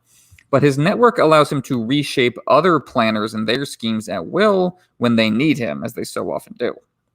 In this case, his little birds have made him aware of theft being committed by Lollys's maid, who no doubt thought she was alone in the room when taking those jewels. Varys sat on this information until he could find a use for it. If he never did, she'd probably have gotten away with it. It's so telling that no one has noticed yet, because these people have so many jewels to begin with. Right. And so I was thinking about this. At the beginning of this chapter, Tyrion wonders why Varys didn't tell Tyrion about this plot to get Tommen away to Rosby. And I think it kind of makes sense when we have this kind of closing moment, not this closing moment, but this moment where Varys is sharing this distinct piece of information about Lollys' servant here. It seems to me that Varys not informing Tyrion about Cersei's plot to get Tommen out of King's Landing, it kind of speaks to a greater conspiracy that's potentially at work here. And that Varys is like, well, I think it's probably good in the long term to kind of have this in my back pocket of where Tommen actually is. So I could use that to kind of set these two Lannister siblings apart. Because the greater Varys conspiracy ultimately is to, of course, seat young Grift onto the Iron Throne, and also to have Westeros fall into a slow burn civil war, which would consume the country and have young Grift arrive at the precise exact moment where he can come and save the country, all at the behest of this great stage direction that Varys has been giving to Westeros. And I think this idea that Varys didn't know about Rosby and the plot of Rosby is likely not true. Varys probably very much knew about it, but he wanted to keep it a secret from Tyrion because he has a greater conspiracy at work. And there are certain things he says and reveals and does not reveal, which does speak to more of his larger plot in the thick of things, as we're going to talk about towards the end of this episode. He's manipulating the nobles when you get to situations like the Lannisters and what to do with Tommen. But I think it's also interesting to see how he handles the small folk, like this servant of Lalla Stokeworth's. As with the riot, Varys treats the wants and needs of the small folk as pawns in the game to be redirected at his will, never actually addressed. That's not to compare stealing jewelry to demanding bread, to be clear. One of these is clearly more urgent than the other. But at every turn, we are seeing a struggle over access to wealth, the great signifier of power. Shae wants to hold on to her jewels and gowns. Tyrion likes Varys' plan because it will allow her to do so, which life in the kitchens would not, because you're not allowed to have those things down there. It would make you stand out. This other woman will lose her job, not because of her crime, not because she took the jewels, but because her spot was needed by a more well-connected woman. The crime is an excuse, and that is something to keep in mind when discussing crime in real life, because there's lots of crime that never gets reported, never gets acted upon, and it's always important to ask why. Already there was a cost mounting to Tyrion's need to keep Shae with him. Of course, this access to power has to be tempered with distance from power if the plan is to work, reflecting how Tyrion, Shae, and the relationship are all endangered by having to keep 1 foot in and 1 foot out of the tent. Shae would be closer to power in the form of money and nice things as all this is made, But she would also be far away from power in terms of Cersei's attention, and that's very useful. Still, Tyrion is concerned that Cersei, always watching, like Varys, like Shae herself, will notice if Lawless's maid starts paying calls on him. Varys again offers the use of his intelligence network by bringing Shae into the Tower of the Hand via a secret tunnel that Tyrion is only finding out about now. Tyrion is more annoyed than surprised by this. He's not ignorant of the nature of power, but he struggles, as we see in this chapter, to reconcile it with the goals of his personal life. Why else, as he thinks to himself, would Maegor have everyone who worked on the castle executed, if not to hide precisely such tunnels? The Red Keep is red with their blood. The very foundations of this place scream silently of the hideous abuses of power that also define life under the current regime. Varys uses the resulting secrecy of those tunnels as the foundation of his own power. The Targaryen regime has fallen, so they belong to him, the spider as the air, just scuttling along these dust-covered passages that they left behind. It's a metaphor for the secrets of the powerful, the lives and histories swept under the surface, used here only for Tyrion's sexual escapades. Varys is willing to lend him his power for such a tawdry reason, but never part with it entirely. Tyrion wonders yet again if Varys is truly on his side, and then he realizes yet again that it doesn't matter. He needs Varys to protect himself and his family from Stannis, and as this chapter is about to elaborate, Varys needs Tyrion for the same reason. Moreover, as Tyrion admits, it's not like he can trust his own family, the people he's supposed to be able to trust. So why would he be wounded by Varys' own untrustworthiness? He says this about Bronn in the Storm of Swords. He was always an insolent, black-hearted rogue, and that's what I liked about him. Tyrion is so isolated from the rest of humanity and so accustomed to the taste of his own alienation that even as he longs for something more nourishing, more genuine, more real in this chapter, he can't really conceive of it. He feels more alone than ever. His bitter laugh echoes off shuttered windows, a locked-down city, and a lonely heart, both about to be under siege. And so the conversation turns to Varys' news, the growing storm clouds on the southern horizon. How is it that Cortnay Penrose came to die? According to Varys' reports, he threw himself from a tower. This comes as a surprise to the reader, who otherwise is better informed than Varys about this, because that's not how the first shadow killed Renly, it slit his throat. I think George changes this up so the deaths resonate differently. Renly's death felt like a sacrifice, a throat slit on an altar to R'hllor. Cortnay Penrose's death feels more mundane, but also symbolic of the fall, the classic fall, the fall from grace, the biblical fall. Cortnay Penrose was not exactly a knight of summer, but he followed the same king they did, and his weathered ideals have now given way. Bran went through the most obvious and iconic and literal incarnation of the fall in A Song of Ice and Fire. And I think George might be calling back to that here. Bran was thrown from a tower, and so was Cortnay Penrose.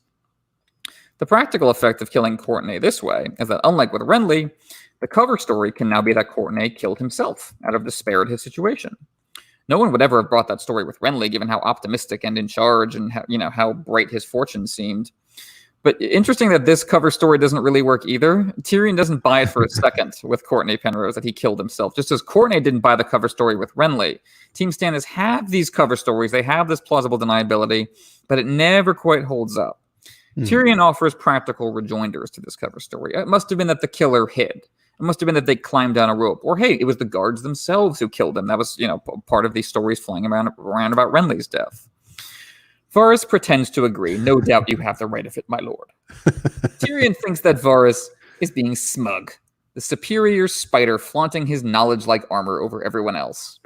Yeah, and it struck me too, because there's a couple of details that are brought into this conversation by Varys, specifically about how Sir Cortnay Penrose had challenged Stannis to single combat. And notice too, if you go back and listen back to some of our earlier episodes about what Varys is doing while Stannis is on Dragonstone, we never get the sense that Varys had any real informers on Dragonstone itself. It seems like most of his informers were not on the castle, or had gone silent, as he says in one of Tyrion's earlier chapters, or at the end of A Game of Thrones.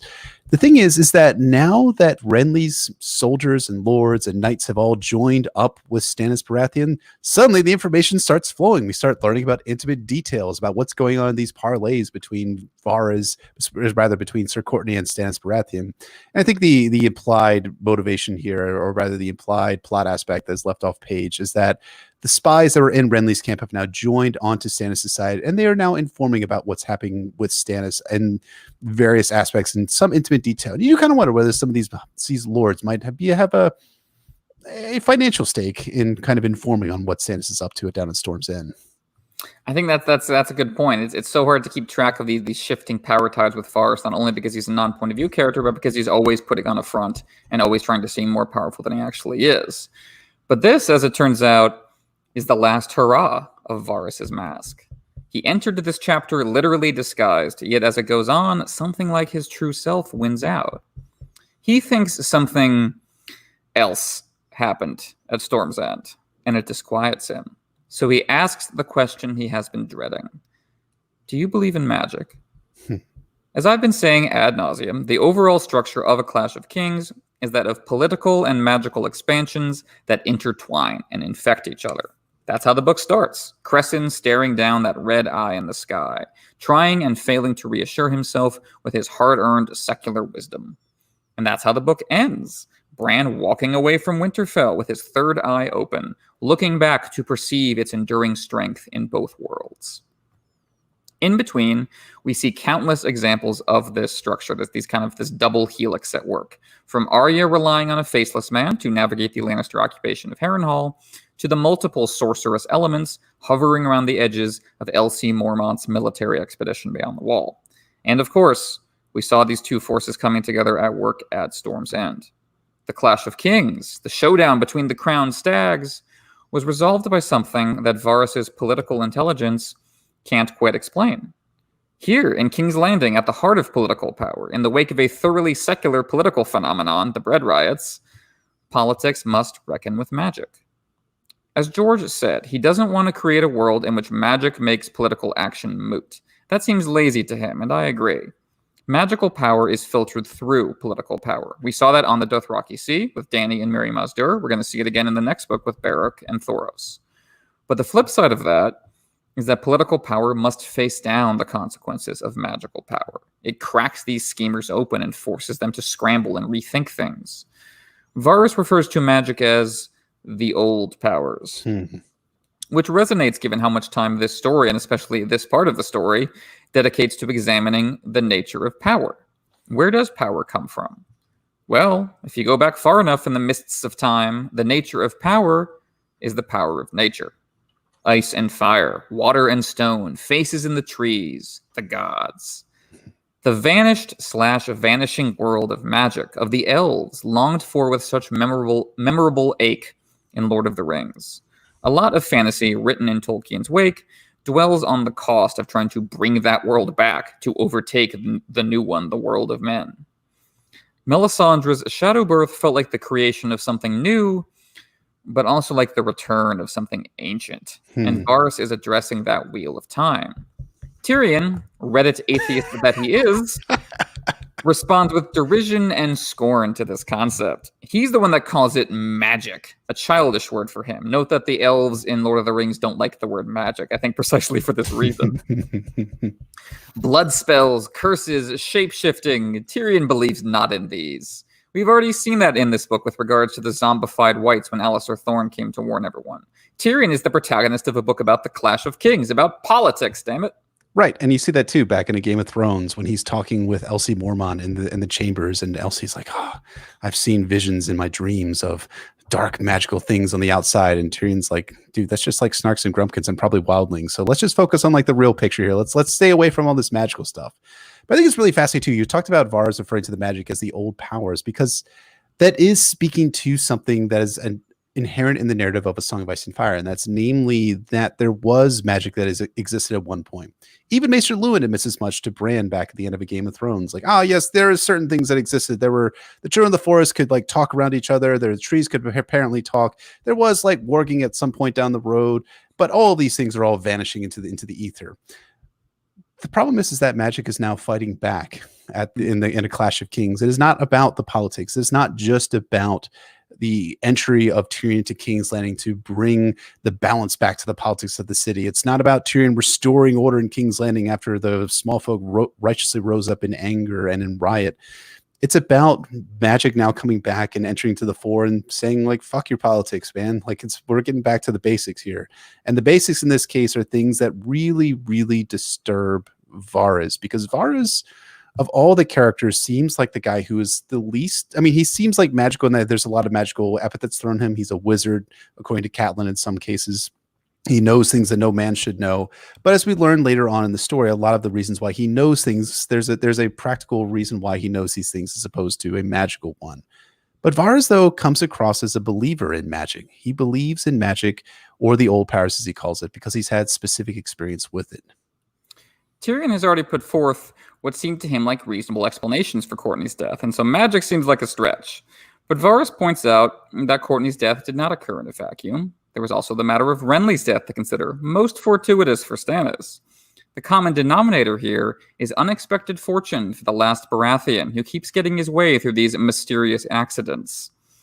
However, Varys clearly recognizes that Tyrion is not merely denying the use of magic in this specific instance, he is denying magic's existence, full stop. And so Varys feels the need to make Tyrion understand that this is the age of wonder and terror, that the fiery ladder is real. Varys has seen it at work. He volunteers to tell the story of how he was castrated, which he had refused to tell Tyrion before. Well, the stakes have changed. It's become newly relevant. Varys takes us back farther than we might have expected, all the way back to his boyhood as an orphan apprenticed to a traveling folly. Varys might have lacked parents, but he seemed to love this life, fondly describing the fat little cog on which they sailed from port to port. It all ended one day in Myr, when a certain man attended their performance and made an offer for young Varys too good to refuse. Varys said this story was about the old powers, about his relationship to magic, but the first power of which he is a victim in this story isn't magic, it's money. He was sold like an object by the only parental figure he had, and his surrogate family just kept moving without him once he was gone, like he was nothing. It's the life Tyrion might have led had he not been born a Lannister, a dwarf in a traveling troupe, like Penny and Groat, potentially suffering a grim fate like Groat does. This would have been a hideous, life-changing moment for Varys, even if he hadn't been mutilated, even if he had somehow managed to escape first. He had still been abandoned. There is no safe refuge. There is no sheltering power. There is no family. The stage upon which I strutted my little shadow on a wall as a kid gave way to the real thing. And the real thing was the old powers claiming my body. Secular and sorcerous exploitation work together toward their common goal of inhumanity. At first, Varys feared that the man intended to use him sexually. But just like how Euron goes from molestation to sorcery, the man who purchased Varys had his eyes set higher. Yet the common thread there is Varys' body. The sorcerer did intend to use and abuse Varys' flesh, just not sexually. Instead, he cuts off Varys' penis and testicles and sets them on fire. It's among the more skin-crawling scenarios in a story hardly lacking for them. The details make it all the more vivid. Varys was given a drug that immobilized him but did not dull the pain. He had to sit still and take it. One can imagine how that became the foundation for wearing a mask at all times in his political career. He had already stayed stone through pain worse than he could imagine. Varys had to watch part of his body burn, hearing the sorcerer chant, and then the flames turned blue, like ice, and then a voice spoke back. That's all we get, because it's all Varys got. We don't know any more about it than he does. Was the voice real? Was it R'hllor? Who knows? He brushed up against something real, the power of nature driving the nature of power, but then it brushed past him and was gone forever. All he knows for certain is what it took away from him. The price paid by innocence, not only in the Game of Thrones, as he said to Ned, but in climbing the fiery ladder. He was sacrificed for the power of another. When it was over, he asked the sorcerer what he should do now, and the sorcerer says that he supposed Varys should die. He hadn't given thought to it. Such was his worldview. Men are meat. You served your purpose, now rot as meat does. To spite him, Varys resolved to live. Every breath he took after that was in defiance of how the world works, the interlocking structures of abuse. Varys begged. Varys stole. Varys sold what body parts remained to him. And Varys lived. As he grew, he came to realize the power of intelligence, and he founded his own vast political power on that revelation. Yet in the night, in his dreams, when he is all alone at the center of his spiderweb, all that power does not matter. It doesn't protect him. He's a child again, staring helplessly at the fire as it consumes his flesh and spits out in return a voice speaking a language he does not understand. And it is the voice that haunts him. Varys, you get the sense, has long since let go of the memory of his penis. That doesn't even seem to really mean anything to him anymore. And unlike the show, this is not about revenge on the sorcerer. But what haunts him is that he doesn't know how it was done, and he knows all the tricks. Knowing all the tricks is what sustained him. It's what allowed him to rebuild his life anew, the political world of spycraft. Magic represents the limit of Varys' knowledge, the limit that robbed him, reduced him. He is haunted by the unknowability of what is beyond him. Varys has declared war on the silence, and now when he looks to the horizon, he finds Stannis Baratheon waving the banner of gods and fire. Varys despises magicians, and if Stannis is won, Varys will see him dead. Go ahead. That's great. Tyrion, for once, just shuts up for a minute and takes it all in. George doesn't give us his thoughts, allowing us to tease out what he thinks from what he says. Tyrion is conflicted on how to feel about this, just like Shae was kind of conflicted upon hearing about Tyrion's backstory. On the one hand, as Tyrion says, it is a harrowing tale. That's why he just needs time to absorb it like the audience does. So much evil is expressed in so little time. On the other, Tyrion does not believe that this story actually happened the way Varys says it did. The castration is undeniable. The voice in the fire, not so much. As with Alistair Thorne describing what the powers of ice are up to, Tyrion is shaken by the revelation of magic, but is ultimately unconvinced by it. As he says, he believes in money, violence, and man's ability to navigate both of those tempting traps with his wits. That is the world of secular power, and that is the world of Tyrion Lannister. And he concedes. He believes there once were dragons. He's seen their skulls, after all. Physical proof, material reality. He can't deny it. But Tyrion, like Maester Luwin, believes that they live in a world in which magic died, rather than one in which it was slowly dying and might be trying for one last hurrah, as is the case. Still, Tyrion is sorry for Varys, not only for what he suffered then, but for how he has suffered since by repeating this false story, as Tyrion thinks of it, to himself. Varys has cracked himself open to Tyrion, as Tyrion did to Shae. Varys admits that he can't prove any of this. Time and distance have set their snares in him like anyone else, and he was just a mere mortal, confused, in pain. That's how we see gods and their powers, as through a mirror darkly, unsure of what we have truly witnessed, knowing only our own suffering. All they can do is move on, back to the world they know and can lay hands on. Tyrion tries to paper over this messy gap in the conversation by suggesting that Stannis sent a faceless man after Cortnay Penrose. But the very existence of the faceless man speaks to the magical world and how it is inextricable from political power. We see that with Jaqen at Harrenhal. Moreover, Tyrion brings up the faceless man in the context of having wanted to use Lannister wealth to send an assassin after his sister. Back we go to how Team Lannister is crumbling in on itself. Tyrion ultimately has no secure family to protect him any more than Varys did when he was a young man in Myr. They're both exposed to power, exposed to the sorcerous powers that Stannis is bringing on the march. And one by one, Varys nails shut the exits, the last possibilities for Team Lannister to save itself. Can we convince the Dornish to actively assist us? Nope. That alliance is skin deep. Duran will not commit forces to save Tywin Lannister's family. Well, what about Tywin himself?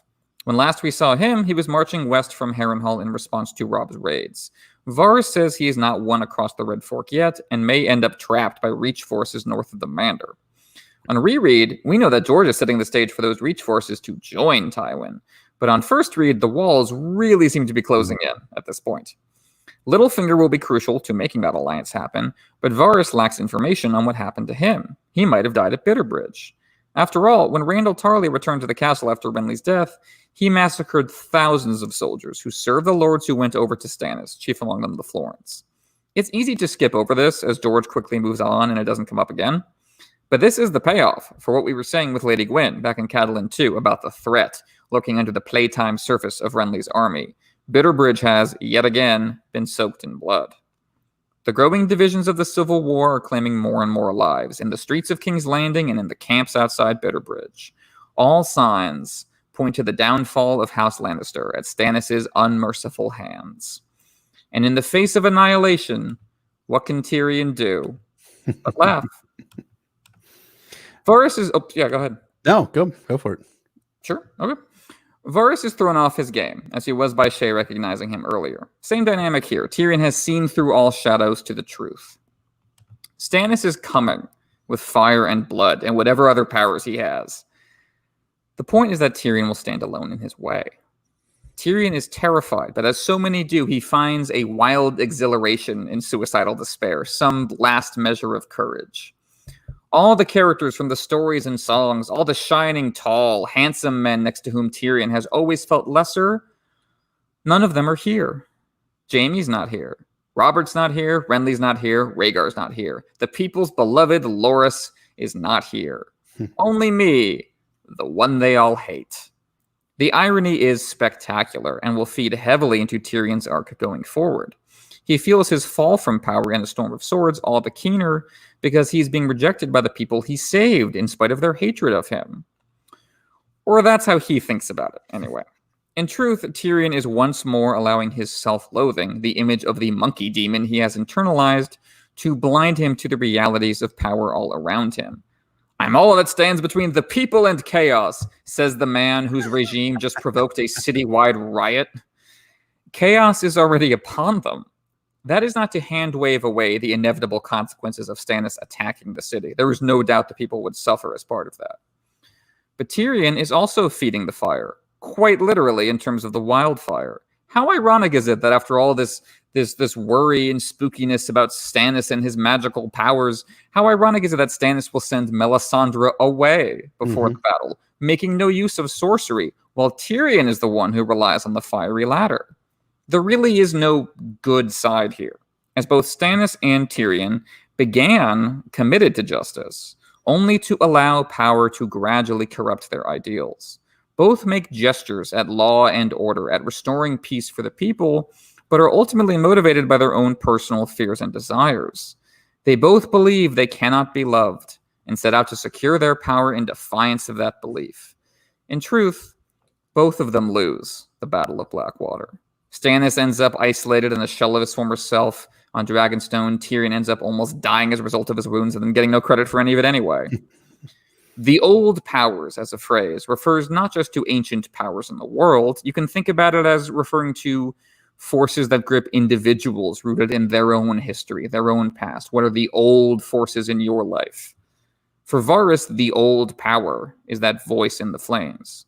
For Tyrion, the old power is humiliation, resentment, alienation, and pride, all inherited from dear old dad.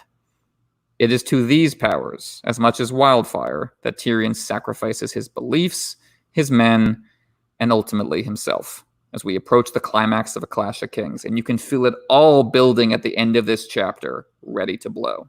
That's all amazingly said, sir. It's I think so I was thinking about this in terms of like the old powers and what they represent for Varys and what they represent for Tyrion. And what they do in the narrative is they speak to backstory. They speak to this idea. And Tyrion rejects Varys's particular backstory as not believable, as just a source of identity that Varys can craft around himself, the same way that Tyrion has crafted this humiliation, resentment, alienation, and pride that he got from his father as part of his backstory and part of his identity. And I think it speaks to what this chapter ultimately does and how it functions. Because in a bad fantasy, bad version of fiction, this chapter probably would have been catching up with what happened after the riot in King's Landing, filler to advance the plot towards the more exciting things like the Battle of the Blackwater. versus what this chapter actually is. This is really good storytelling. Storytelling in terms of the thematics behind Tyrion and what is motivating him. Thematics behind Varys and what's actually motivating him. At least one piece of it, as we'll talk about here in a moment. But also, too, this speaks to what's going on with the story and what's going on with the characters. It's not just about motivations and backstories. It's also about how the plot events we've encountered so far in A Clash of Kings are playing into each other as we advance toward the Blackwater. We really could have gone from the right in King's Landing to Stannis' forces arriving south of the Blackwater. But instead, we get several chapters which build up towards that moment and not build towards it plot-wise, though we get some more minor aspects that build up towards the Blackwater itself, but build towards the character and thematic stakes that are important for these characters. The old powers that are going on for both Varys and Tyrion are all animating these two characters as we progress toward the Blackwater and toward the ultimate confrontation between Stannis and Tyrion and Tywin and the Tyrells and Salladhor Saan and everyone else that we're about to encounter here in George's largest battle so far in A Song of Ice and Fire. As I said earlier, this chapter has a difficult job, and yeah, it's very easy to imagine lesser versions of it and more kind of functional, workman-like versions of it. And I'm very pleased, I think, with the version we got. George did a great job gussying it up. So why don't you take us into foreshadowing and groundwork, sir? What do we got? Thank you, sir. So, first little thing is that Bronn tells Tyrion that he likes the sound of Lord Bronn. And of course, this factors into Bronn being rewarded with a lordship, come a storm of swords, in order to be bought off from serving as Tyrion's champion in his coming duel, his champion at his coming trial by battle with Gregory Clegane. So, this pays off in a big way. And of course, George has also said that Bronn will be back in the Winds of Winter as Lord Bronn, and I'm sure there'll be plenty of hijinks that he'll get up to there in his current lordship. Bronn keeps climbing the ladder through Tyrion and then through Tywin. Shae tries to do the same, but of course, Tyrion's relationship to Shae is much more intimate and caught up in his dysfunction a lot more so than his relationship with Bronn. So while he lets Bronn go with the bittersweet farewell, he's not willing to let Shae go. Right. Speaking of Tyrion's relationship to women, he does have this malicious tendency to slap women who get under his skin. This is not the only time. In one of his released chapters from the Winds of Winter, the second one, Tyrion slaps Penny for reminding him of Shae. So just like Shae reminded him of Tysha, now Penny reminds him of Shae. It just keeps building up like that. Yeah, it's kind of like the arrows keep looping back in and up themselves for Tyrion, and then he ends up having more and more terrible things that he does against women. Because again, there's that strain of specific Lannister misogyny. It's not specifically towards the Lannisters, but the way that it's manifests itself out feels very, very Lannister-like, from Tywin and Kevon to Tyrion and to Jaime, and also to Cersei with her internalized misogyny. Third little bit of foreshadowing here. We have lots of foreshadowing, and you mentioned this, for the Reach to arrive on scene with the Blackwater, with Reach houses sighted north of the Mander. And this is likely the Reachmen moving in the direction of Tywin's host after Littlefinger struck the bargain with the Tyrells. And we can kind of figure at this point that the bargain has been struck, because we also hear about Randall Tarley executing Florent men. So why they would execute Florent men as opposed to keeping them captive or keeping them alive to join with Stannis, well, at that point, likely they had now joined up with the Lannisters and the bargain had been struck by Littlefinger. I believe, yeah, when Robb and the Blackfish come back from the west to talk to Edmure about how things sussed out, how things shook out, they say that he delayed Tywin just long enough for word to reach him about what was happening in the west. So presumably, yeah, that these were the people who reached him were messengers, that were flying the banners that Varys talks about seeing north of the Manor, and they're getting word to him, hey, Stannis is on the march, and we're willing to team up with you because of what Littlefinger said. So yeah, I think that's probably right. We're already seeing the deal at work. Mm-hmm. And then I think the foreshadowing that kind of looms most ominously in the reader's mind when you come back, this tunnel in the Tower of the Hand. Tyrion is going to be using this tunnel to get back into the Tower of the Hand to kill both Tywin and Shae at the end of A Storm of Swords. Yeah, and like the irony from this chapter is that Tyrion thinks that the Red Keep will keep Shae safe from death, but it's the tunnel system, the very tunnel system of the Red Keep itself, which will allow Tyrion to slip into Tywin's bedchamber to find Shae laying in the bed, and then, of course, strangle her. So that is the horrific irony of that little bit of foreshadowing that we have here in this chapter. Well said, sir. So, taking us now to our theory and discussion portion of the episode, and this is already a subject of discussion in the chat, I see. We wanted to talk a little more about the truth behind Varys' backstory. What's he really up to? What is he saying? How much can we believe him? I was just going to say, and yeah, Varys' backstory is something that we have, a lot of theories have been thrown out about, but I think it's interesting in this chapter that we get essentially all that we know about Varys' early childhood. We will learn a little bit more about what he was up to in Pentos and Myr from Illyrio, and I believe Tyrion's first chapter of Dance with Dragons. But this is the chunk of what we know so far. Perhaps the Windswinter will reveal more. So, obviously Varys is a slippery character, hard to pin down, always feigning some kind of plans within plans, wheels within wheels, but I find it hard to think of it an incentive for him to lie at this moment. I'm not sure what he would get out of it. Like, Tyrion is already dedicated to fighting Stannis for his own reasons. And as a skeptic, he is unlikely to believe this story on the merits, as we see unfold. Moreover, George, goes out of his way to write that Varys' tone of voice is different. And Varys doesn't really try to convince Tyrion of the truth. He doesn't try to break Tyrion of his doubt when he's done telling the story. He's just done telling it. And this backstory, as I was saying, it fits the theme of the story so well, and of A Clash of Kings specifically. I just find it hard to believe that Varys is inventing it out of whole cloth. Mm-hmm. Rather, I think he is being selective in what truths he reveals. Just as Tyrion doesn't lie to Shae about Tysha, but nor does he tell her everything that happened. Varys is conveniently leaving out Illyrio, young Grift, and the entire Blackfire subplot that is actually motivating him to keep Stannis out of power, as you were touching on earlier. More personally, Varys might also be leaving out his own Blackfire/Brightflame roots, if you believe those theories, which could have been the sorcerer's motivation for seeking him out specifically to begin with for his magical, powerful blood. As Varys himself admits, what he's not sure about is if the voice in the fire was real or not. I think it probably was, because, I think it would be weird if the sorcerer went to all this trouble and it just wasn't. But the ambiguity is deliberate on George's part, because this sorcerer it was not part of the story, and it's not part of Varys' life to inform us and increase our understanding. He's not a mentor figure like Melisandre or Jojen Reed. He saw Varys as raw material, part of a larger pattern, not a central POV in his own right worthy of catharsis. As such, there just are no answers to be had for Varys, and you get the sense he's just gradually, painfully had to accept that, and is telling this story now because it's like the only catharsis he's ever going to get. He's never going to solve any of this. Just talking about it is all there is. I think George is commenting on the hopeless longing for answers and how they only serve at best just to gain company. And I think that has implications for the reader, that, we have our own hopeless longing for answers sometimes, but the best you can do is find company with it, as we try to do. Yeah, and I think we also find identity and company in the form of stories, in terms of like narratives that are motivating us. As Varys says in this chapter, he was told by the sorcerer to just go and die after he asked what he should be doing with his life, and despite him, he went on living. And I know people like that in the real world who have had terrible things happen to them and have gone on to live it's in contrast to what they were told or what they were expected to do after a terrible traumatic event. I think you hits on something that I think is really good, and that is that Varys is very clearly telling part of the story, the part of the story that he wants to tell or is willing to reveal. Now, young Grift, the Blackfire subplot, yeah, I think when we go back after A Dance with Dragons, we could very clearly see that this is part of what was animating Varys, but a lot of stuff was still not quite in mind for George as he's closing A Clash of Kings that comes in line between Clash and Storm of Swords. That being said, I think there is some interesting aspects about Varys and about the ceremony, which might potentially speak to his, let's call it, kingly origins, so to speak. We do know that there is a king's blood aspect in magic, which can animate magic, or that people believe in it. Melisandre being the one who voices that the most throughout the story, especially when we get to A Storm of Swords and what she wants to do with the blood of Edric Storm and how she could raise stone dragons that way.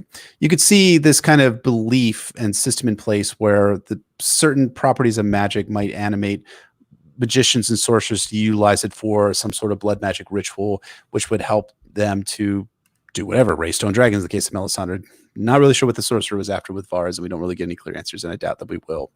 That being said, I think I think that this is something that George is going to leave deliberately vague and ambiguous about Varys' origins. I don't think we're going to get a clear-cut answer, and I think it really fits a pattern that we see with the character of Larys Clubfoot from Fire and Blood Volume 1, the character who is the obvious Varys archetype and Varys parallel. And we talked about this in one of our Patreon episodes about Fire and Blood. I can't remember which part it was specifically. But we talked about how in Fire and Blood, there's this whole thing about this character, Larys, and what he was actually after, what he was up to, and who he was related to, and what his identity was all about. And it's left completely ambiguous and unclear as to what Larys Clubfoot was actually after. And what ended up happening is that it made it a stronger story ultimately in the history, and that it's allowed for a lot of fan theories to kind of crop up. I myself have written a version of Varys as a potential bright flame / Blackfire descendant, but you can read that. I'll link it in the show notes for our patrons if you want to take a look at that. But I think it's more important that the ambiguity is there, because Varys in and of himself is a character that is infused with ambiguity, and it makes him and the story much richer and stronger as a result.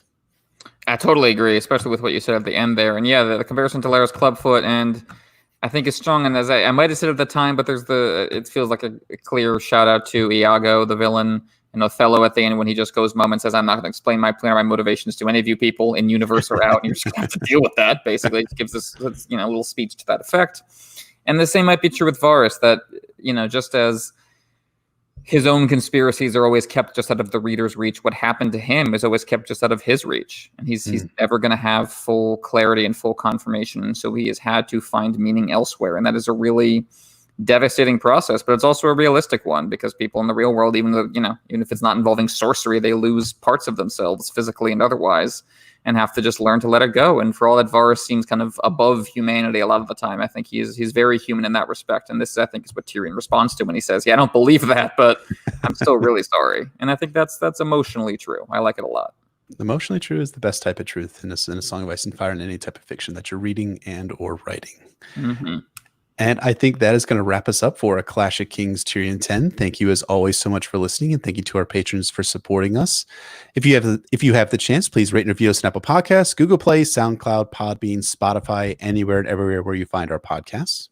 You can check out our Patreon at patreon.com/notacastASOIAF. You can follow us on Twitter at notacastASOIAF, or shoot us an email at notacastASOIAF@gmail.com. You can find me at PoorQuentin on Twitter, or at PoorQuentin.com. And you can find me at Brendan Beefish on Twitter, Brendan Beefish on Reddit, and my website is warsandpoliticsofIceandfire.wordpress.com.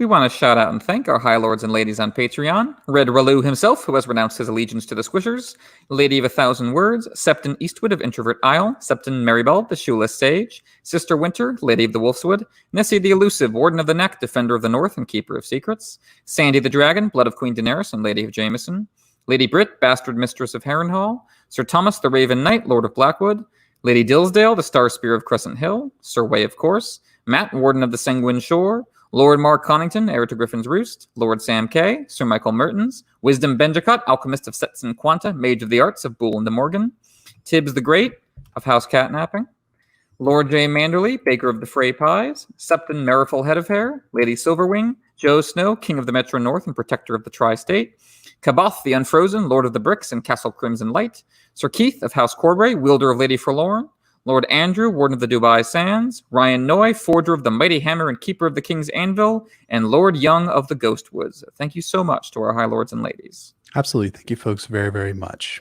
So join us next week as we return to River Run. Hell yeah. For the Battle of the Forts. Battle episode, battle chapter, battle ep. In A Clash of Kings, Catelyn 6. Yet another great Catelyn chapter. As I keep saying, she's my favorite POV in A Clash of Kings, and that is just a beautifully written chapter. So much great imagery and little lines of dialogue and inner monologue. It's going to be another chapter I think might end up longer than we might expect. Yeah, this one was long, and the next one is be just as long, if not longer. They're just going to stay long, folks. Absolutely, yeah. Absolutely. Yeah, that's great. So thank you so much for listening. Thank you so much again to our patrons for supporting us, and we'll see you guys, literally, next time. Wonderful, wonderful. Excellent. Thanks so much for watching, folks. It's we're gradually, we finally did a chapter in one episode. Perish the thought. We've forgotten how to do that. Of course, it's going to be 2 hours, but that's fine. We can. I could just said in the chat. Turns out Clash is just Catelyn, Tyrion, and Davos. Who knew? Who knew? Yeah, we've done the way we're doing it. That. I was thinking about this because John will be like, "Who's Jon Snow? Who are all these people?" It's been like several, 4 months since we did Jon. I mean, I read through Jon's chapter today because it happened to be between Tyrion 9 and sure, and Tyrion 9 and Davos 2, and then so I mean it gets all of the good stuff about Jon, because we did link Jon 4 and 5 together, right? So that's the one we did together, right? That's true. So yeah, because of that, we did it at where Jon 4 shows up, so we skipped over Jon 5 naturally. So that's why it's such a bit. But when we get back to Jon stuff, it'll be great because the Frost Fangs, everyone loves that. Aaron M. asks, given the predilections of his father and his son, do you think Tywin ever fell in love with a sex worker? My bet is that Tywin clamped down hard on any feelings he felt and probably immediately sent that woman away. I don't think he ever would let it get as far as Tyrion gets. I'm not saying that as a compliment to either one of those men. No, I think that he would never lower himself to that point of having feelings for someone besides himself, I guess. Yeah, there's also that, just the class dynamic at work. No one but, highborn Joanna, his own cousin, I think could ever be good enough. Mm-hmm. Guilty Undertaker asks, where do little birds go when they grow up? Do they grow up? Oh, God.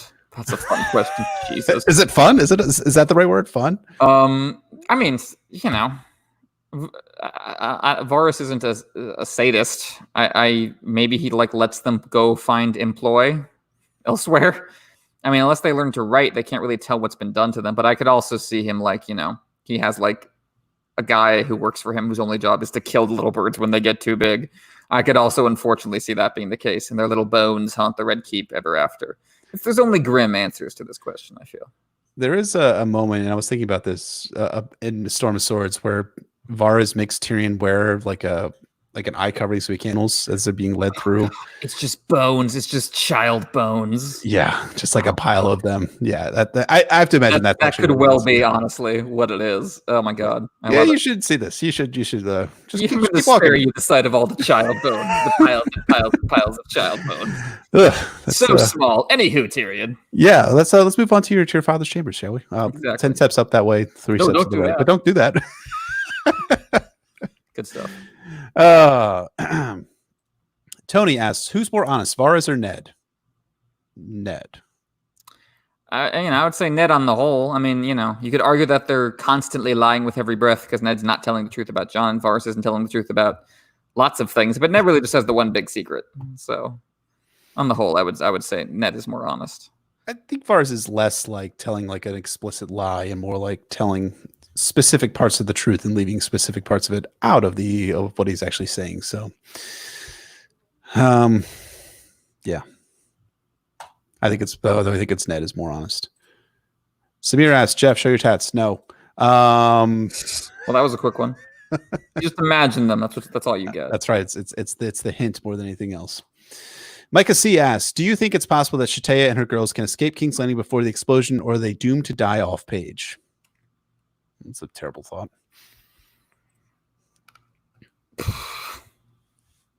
Probably doomed to die off page, like most people at King's Landing, unfortunately. I always think about how great it is in Watchmen when they have the nuke go off and it's among all the people in New York who you've been meeting stealthily the whole time, so you care about them. And that's not quite going to be the case in King's Landing, I think, unfortunately.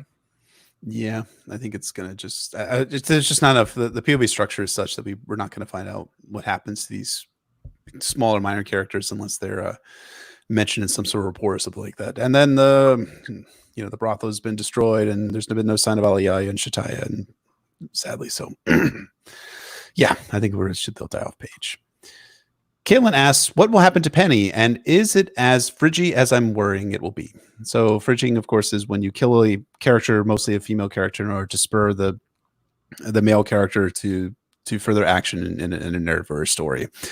I think that Penny will die and will likely be killed by Tyrion or gotten killed by Tyrion, but I don't think it's supposed to be intended as a fridging moment for Tyrion, because it's not going to spur him to do something for the good of humanity, or he's going to now rise up against the Second Sons because they accidentally killed Penny, or he's going to be fighting against Daenerys' forces because they killed Penny, or he's going to be hating himself because he killed Penny. He'll do that, but I don't think that's really a definition of fridging. I think it's more intended to elevate the sense of darkness about Tyrion before he encounters Daenerys, and to kind of set the parameters and framework for the relationship they're going to have, which is going to be quite fraught with a lot of bad things going on for both of them.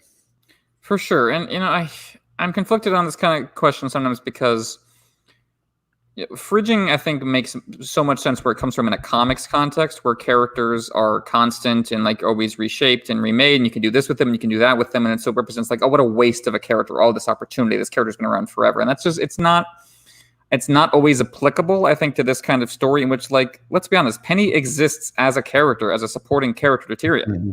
Right. That's why she's there. She's not the main character of her own story. Preach. And so what happens to her is always going to be filtered through Tyrion's character arc, and that's just the way the story is developed. And you can definitely argue about larger patterns of how female characters are often subordinated in their interest to male characters and get to play the role less.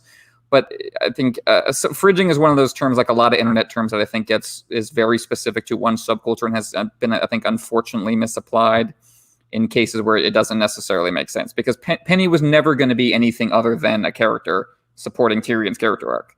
Like that, there's not an opportunity that George missed. Do you know what I mean? Like this, the alternative is her not existing as a character.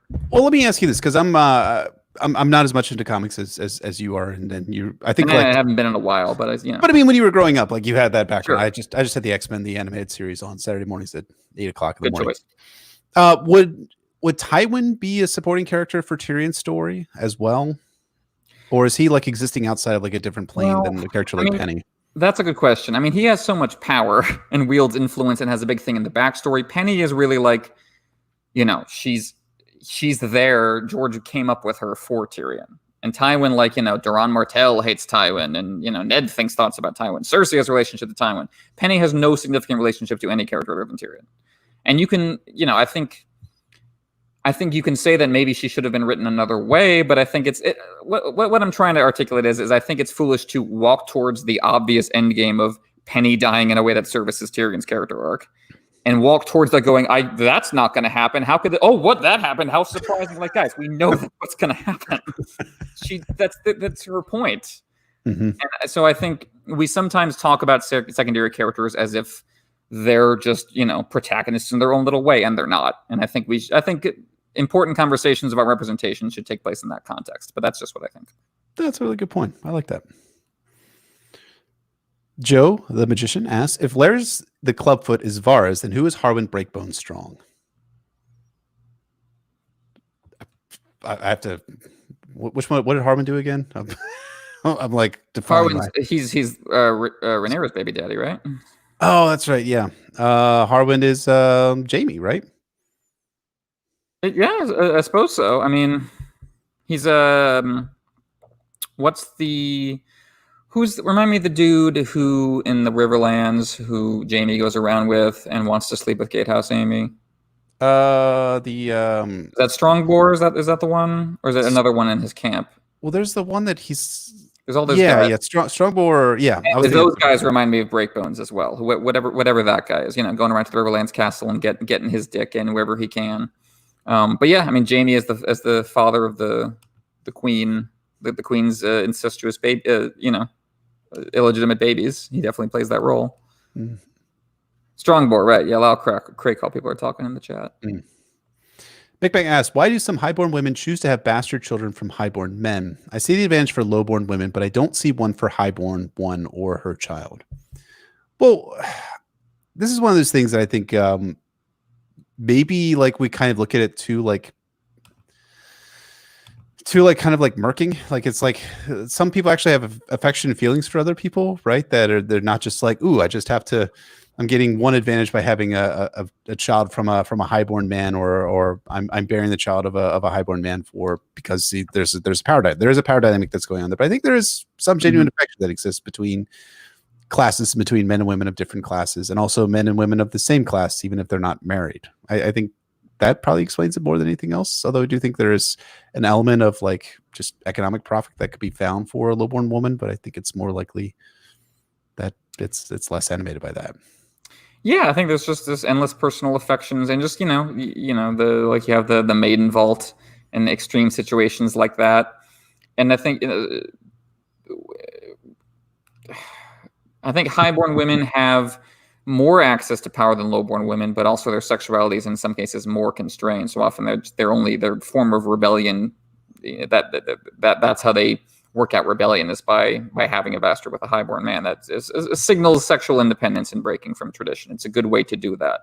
Yeah. You don't want to reduce everything to this is how I'll get back at dad, but sincerely, that's a way to indicate disapproval with your family and the system, is to bear a bastard kid. Mm-hmm. Caitlin K asks, are the old powers waking for good? At the beginning of Game of Thrones, magic was dying. Now Melisandre can do things at the wall she couldn't do it to Shae. What is the future of magic? Well, I mean, if Bran is king at the end, you could say, "Oh, magic wins." That's how I've heard some people frame it, but I don't think. The way the Children of the Forest talk when Bran gets beyond the wall is still really kind of damning on this count. It's like we're fading. There are a handful of us. There are a handful of this species. This species is gone. This feels like, in some respects, just a last hurrah to me, a last airing out of the old world's ways, and then it all goes into the Western remains, Galadriel, etc. I don't. Again, George really just doesn't like explaining this stuff very much, and I think that's for good reason. But a lot of this seems anomalous and linked to the dragons somehow. And it seems like the others are being given like one last bite at the apple. So I think that's basically what's happening here. The forces of fire and ice are getting one last shot at getting everything, and they're both going to fail.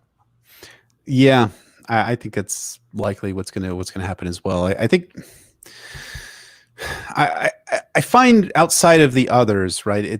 The use like magic almost exists as this kind of scientific force in A Song of Ice and Fire. Sure, I don't know if that's the right word, but like the others are obviously evil and they do terrible things, or if they're not even evil, they're like a disease that infects and kills people, which is a bad thing, but maybe isn't necessarily driven by evil. No, they can't be integrated, and you make a point that other kinds of magic seem to work almost like lab equipment. It's right. Like this can be like what Miri Mazdur does certainly doesn't work well in the moment, but that's not like something that inherently ends the world or throws everything into chaos. So, logistically, some kind of magic could still work around. I just think, like, thematically, at the end, like, the seasons are probably going to go to, normal. Right. And, Bran, he's going to have superpowers, but he's also going to be the king on the Iron Throne, and that's going to be his day job. And I think, day job. Right. I mean, that's like, Bran as king. Like, I don't imagine him with, like, in the middle of a spooky coven and, like, his eyes rolling back, like, 24/7. Like, that's probably not going to be what the thing is. I think, there's this bittersweet last connection to it, but I think, it's so hard for fantasy to get away from that because the emotional charge for fantasy from Tolkien on down is goodbye magic as it sails away. Like that's the heart, right? That's the feeling at the end. So I think it's hard to get around that. Yeah, agreed.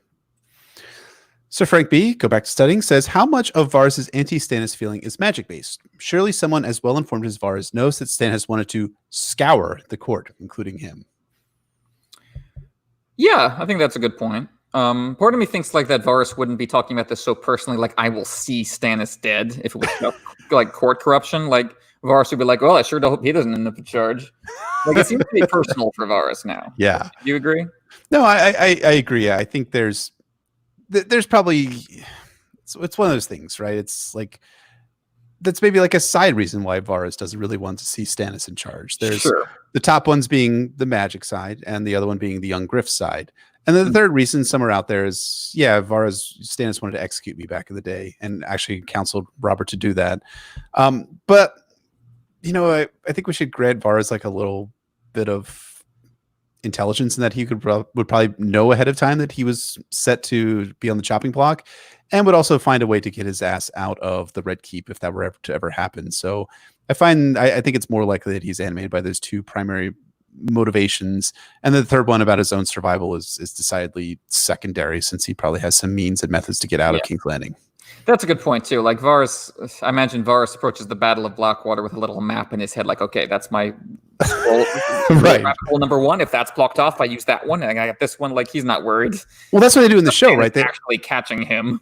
They have that scene in the show where he talks with Tyrion and shows him the map of the tunnels, which in the show works to help for what happens set up season 4 of the show when Tyrion kills Tywin, because they don't have like Shae popping in and out of like the tunnels and stuff like that, if I remember correctly.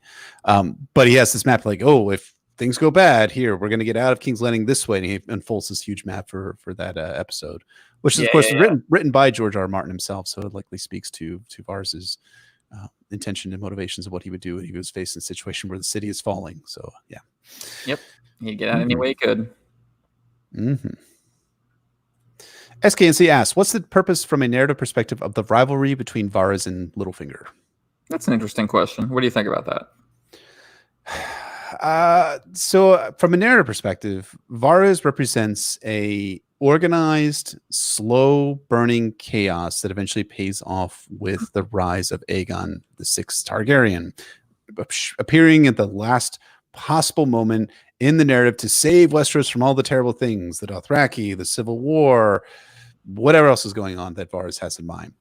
Littlefinger, and I'll use this analogy that Stephen Atwell used about Littlefinger, which has just stuck with me. And that Littlefinger is a jazz virtuoso, essentially, that he is just kind of figuring out his way how to sow as much chaos as possible in order to fuck the nobility of Westeros after they fucked him, and when he was a kid on up through his adulthood, especially through hospitality of the Starks specifically.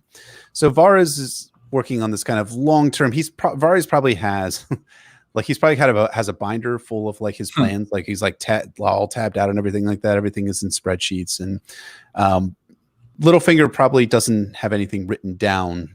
And we can see this too. Like when Catelyn shows up with the dagger in a Game of Thrones, Littlefinger is like, oh yeah, that dagger is mine. Like, whoa, wait a minute. Like Littlefinger would have no idea that Catelyn was showing up, and he would have no idea the dagger that she had, but he immediately claims that it's hers, and rather he claims that the dagger is his, and he lost it to a bet to Tyrion Lannister and frames Tyrion Lannister. That doesn't seem like part of the plan. If Littlefinger had a plan, and it's the way that Littlefinger operates is in such ways that Varys just has no idea what Littlefinger is doing. So I think that's the dynamic from a narrative perspective of why these two are rivals, and they have different ways of attaining the chaos that they want, and they have different end states as well too. Littlefinger wants to screw as many of the nobles who screwed him as possible, and Varys wants to put another class of nobles in charge of Westeros. I think you make a good point that they're just there to showcase different styles of planner and different approaches to information and twists and conspiracies. I think, the show has a couple of Varys Littlefinger scenes where they're like kind of talking at each other and, measuring their power against each other and throwing shoulders in the throne room. I wouldn't really even describe Varys and Littlefinger as having a super strong rivalry in the books. I mean, they are, but like incidentally, it's like neither one's conspiracy is about the other. Right. You know what I mean? It's just like, oh, and also I guess I got to deal with Littlefinger at some point. And Littlefinger's like, I just got to deal with Varys at some point. And like neither one of them kind of ever gets to the point where they would ever have a confrontation with each other. Because geographically, Littlefinger just split off, and there's like really no indication I think he's ever going to get back into the King's Landing orbit. So there's not going to be a scene where Varys and Littlefinger stare each other down. So I don't think it is plot important. I think, like you say, it's important for style, for George showing this is how one kind of planner operates and this is how another kind of planner operates. Right. And George was asked one time whether Varys and Littlefinger are enemies. And he said, well, they're antagonists, which has a little bit of a different connotation than being like, ooh, Varys is on one side and Littlefinger's on the other side, and they're all fighting against each other. I mean, and the way he framed it is that they both know certain things about the other, which would lead to chaos in their own planning and their own conspiracies at work. But I think you're right. We're never going to see like Littlefinger coming down from the Vale and Varys coming up from the sewers, wherever he is in the Red Keep, and facing off against one another. And like, I know this about you. And Varys being like, oh, but I know this about you. And just kind of going backwards. It's never going to happen. Yeah. There's not much to be had there. That's not their relationship. It is not. I think the relationship, their dynamic is interesting. I think the show actually did a really good job in early seasons with the Varys Littlefinger dynamic, and it made it much more dynamic from terms of dynamic. No, I get it. It makes total sense in the show to have them like squaring off, like I've been, us two competing for the Game of Thrones. But in the books, when it's a little more kind of loose in your presentation of characters to the audience, they both just kind of seem like they're just kind of just vaguely keeping an eye on one another, but it's never directly within their sights. Agreed. Lena K asked, do you think Varys' first motivation going into the stealing info / spy master world was to find the sorcerer who mutilated him? That's certainly possible. I mean, he doesn't mention anything about it, which isn't an indication in itself. Yeah. The way he puts it is he realized that information was more valuable than just stealing money, which makes me think it was just like he stumbled upon another conspiracy or someone else's scheme that was, in these letters, and he watched it unfold and was like, oh, wow, that's real power. So it's possible, but I think Varys was just, as he says, he wanted to everything he did to live was to spite the sorcerer. And I think this was just, it's, the best revenge is living well. So I think Varys kind of came down on some version of that. Yeah, I agree. I think what we see is like when Varys, as he's explaining his backstory to Tyrion, like he didn't immediately go into being a spy afterwards. He begged, he stole, it seemingly he implies that he was doing sex work himself for a little while before he actually became a spy. So it looks like he didn't just like jump into the spying business immediately afterwards in order to find this guy who harmed him in such a way that he did. But yeah, I think it's more likely he found actually it's more valuable to learn people's secrets than to actually like take their money, because you can also do that too when you have their secrets and their money. Exactly. You can take all their money. Right. Exactly. It's even better. Mohammed, whose POV do we see Jon killing Dany in the books, and whose POV do we see the Valonqar event? Ooh, these are good questions. I think we've talked about the Valonqar one at least before. I don't remember what we said about it though. So yeah, what do you think about that? Well, I think we would have to see it at Dany's perspective, right? Should we see it? I think we should see it in Dany's perspective. Maybe that's a better way of putting it. Maybe. I mean, Jon. You go back to Jon chapters, and there's so many moments where he's standing still as a decision clouds his brain. What do I do? What's my choice? Where do I belong? I feel like we need another. I feel like we need one more of those. But that can just as easily happen in retrospect. You know, he can have a POV chapter afterwards done when he's thinking about it, flashing back to it, having a dream of it. So you can easily have that. I don't know. I mean, you could do like the Sam Jon thing from Feast and Dance, right? Where you have the same event that's coming from two perspectives. I mean, it seems like that's it's a more seminal event than what happens with Gilly's child, the death of Daenerys Targaryen in the books, that you would probably want to have at least two pairs of eyes on it. Maybe, I don't know. Writing a character dying from their perspective is a very difficult thing to do. I don't think many writers are particularly good at it. I think George is good at it. The end of the Red Wedding with Catelyn is amazing. And for me, the end of Quentin's dragon taming chapter is just as good. Like those moments when the brain in which you're processing information just goes out like a light. It's hard to convey that in part because we don't know what death is like, we living human beings. So it's easier to tell the death of characters from someone else's perspective. And I could see George doing that with Dany and having her last POV chapter being something else previously over the city or something. I would like some sense of her emotionally in that final scene, but maybe it would work better at a distance. I could see George, maybe not having cold feet, but maybe deciding that's better left up to the imagination of the reader. I mean, maybe like Jon goes through the door, and then or Daenerys welcomes Jon in through the door or something like that out of the Red Keep, and then we get like the aftermath. I don't know. It might be really hard for George to do that because he's talked about PV characters being his children, and he actually seemingly really likes Daenerys Targaryen a lot, and Jon obviously, but has singled out Daenerys Targaryen as being a character that he loves. So I can relate to Cersei now. I could see it being from her perspective because there is a specific culmination for her in terms of the Valonqar stuff, and I feel like we kind of do need to be in her head as she realizes that for that to have the payoff. Whereas Dany, it's not like there's a thing about Jon that she's going to realize. Oh, it was Jon. You know what I mean? There's not quite that same specific internal catharsis to be had. So I think we might see that one from Cersei's POV, which again I'm sure would be very hard to read and write. But also, George is a little more detached from Cersei's POV. He says something like he would need to take a shower after writing her perspective. So maybe he would find that easier. I can see why that would be a little bit easier to write her death. SKNCS, will the Faceless Men turn against Arya before she turns against them? What do you think there? How do you think that do you think she just leaves, or do you think they try to stop her? I think they stop her, right? I mean, there has to be some sort of like Arya can't just want to be like, I'm done with this. I'm out of here, man. Like, just in terms of like what drives narrative, what drives tension and narrative, it has to be some sort of inciting event, right? And I don't think it can also just be like this. I think there has to be a real break from the Faceless Men for Arya in order for her narrative to progress on back to Westeros, because there wasn't that when Arya joined up with the Faceless Men, because of course she stashes Needle, the symbol of vengeance, before she actually joins the House of Black and White.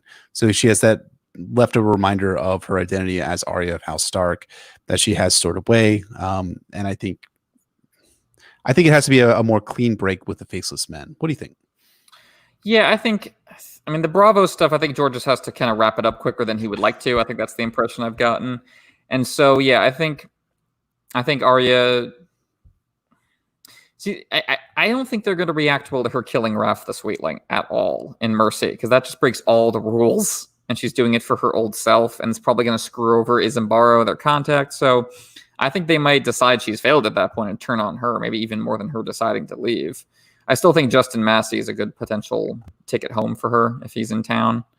And maybe she'll run into him. So yeah, I don't think the Faceless Men will necessarily let her go. I do think they're gradually approaching the point of realizing, you know what, she's not actually in this, and that I think that's going to be the crucial point. Do you think they try and kill her?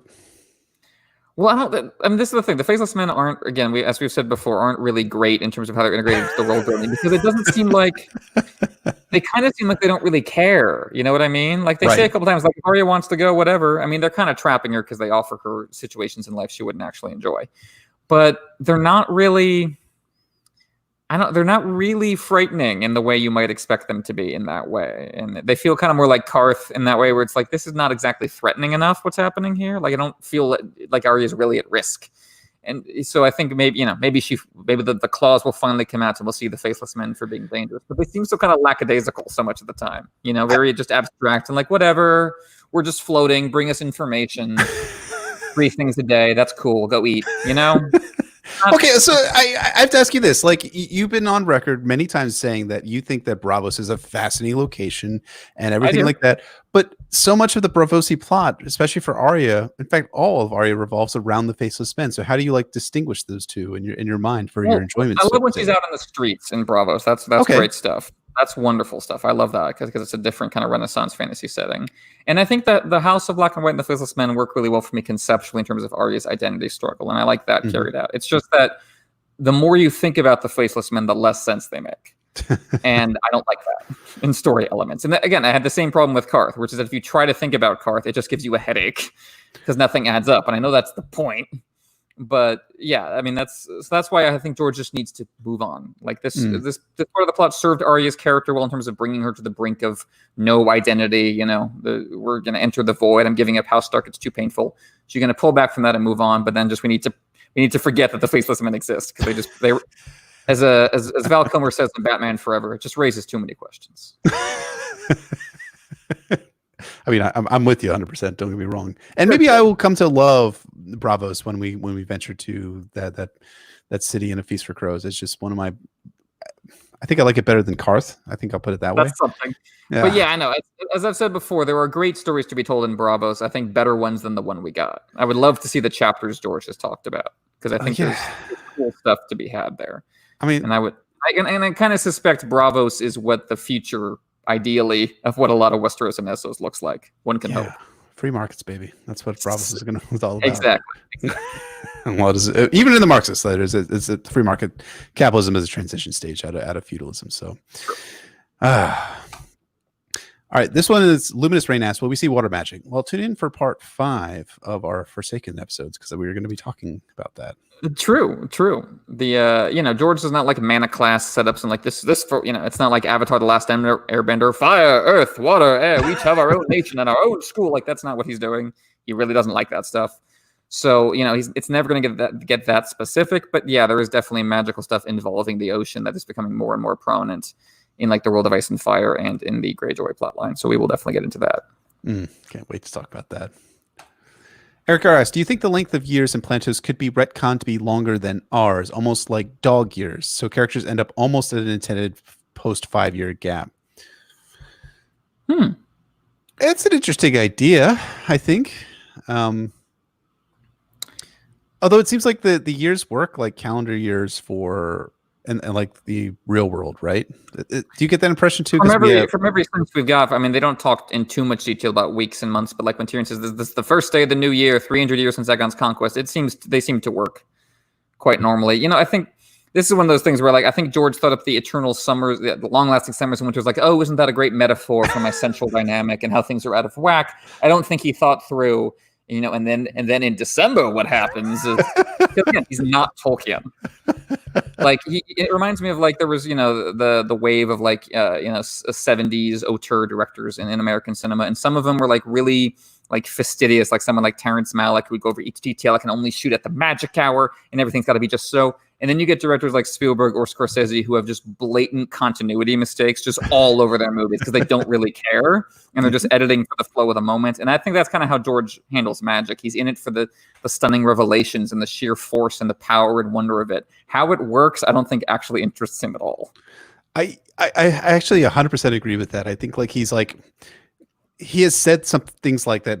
The reason why the seasons are a whack are magical. Like I don't think he's like he really thought beyond like, ooh, like it's a great metaphor on one hand, and ooh, it explains like why there's magic that is occurring in the world and what the outcome of that magic is. Like he's not thinking about the scientific properties of having 8 years of summer or 4 years of winter and what that actually means for human beings, whether human beings can actually survive something like that. It's good. I mean, I think I like that better. I tend to like Spielberg over Terrence Malick. I mean, don't get me wrong. The Thin Red Line's a fine movie, but I would take Saving Private Ryan every day. But yeah, I mean, like you can. It's my classic example. The go-to example. This is in Jurassic Park when it's the Velociraptor. It's in the lab scene where they're looking at the eggs. And there's like they got a mechanical claw that brings out one of the Velociraptor eggs to drop in front of him to look at, and then the next shot is a reverse shot, and you're looking at the egg, and the claw is gone, like it's not there, and no one notices it, including me, until you point it out because of how good the scene is. And Spielberg is just keeping your attention on that egg. What's going to happen? So you would never think to notice. And I think the way George handles magic is often the same way. He's shooting for effect. Cut, print. We're moving on. Yep. Not that you can't think about it. We obviously spent a long time thinking about it, but that it's not supposed to be this like ordered, regulated. Here's the system of magic. Right. It's just like freakish thing that you just deal with as it happens. And I think we see that too, like when George is asked questions like, ooh, what's behind the magic? He's like, oh, well, you can't use magic too much in fantasy. That's all I got to say about magic. It's got to be low my series is a low magic fantasy series. Okay, let's talk about why Tyrion's my favorite character yet again. Exactly. Sir Frank B, who apparently has gotten the bar pushed back to October. Congratulations, I guess. More study time, I guess. More anxiety. And that's why Frank invented COVID.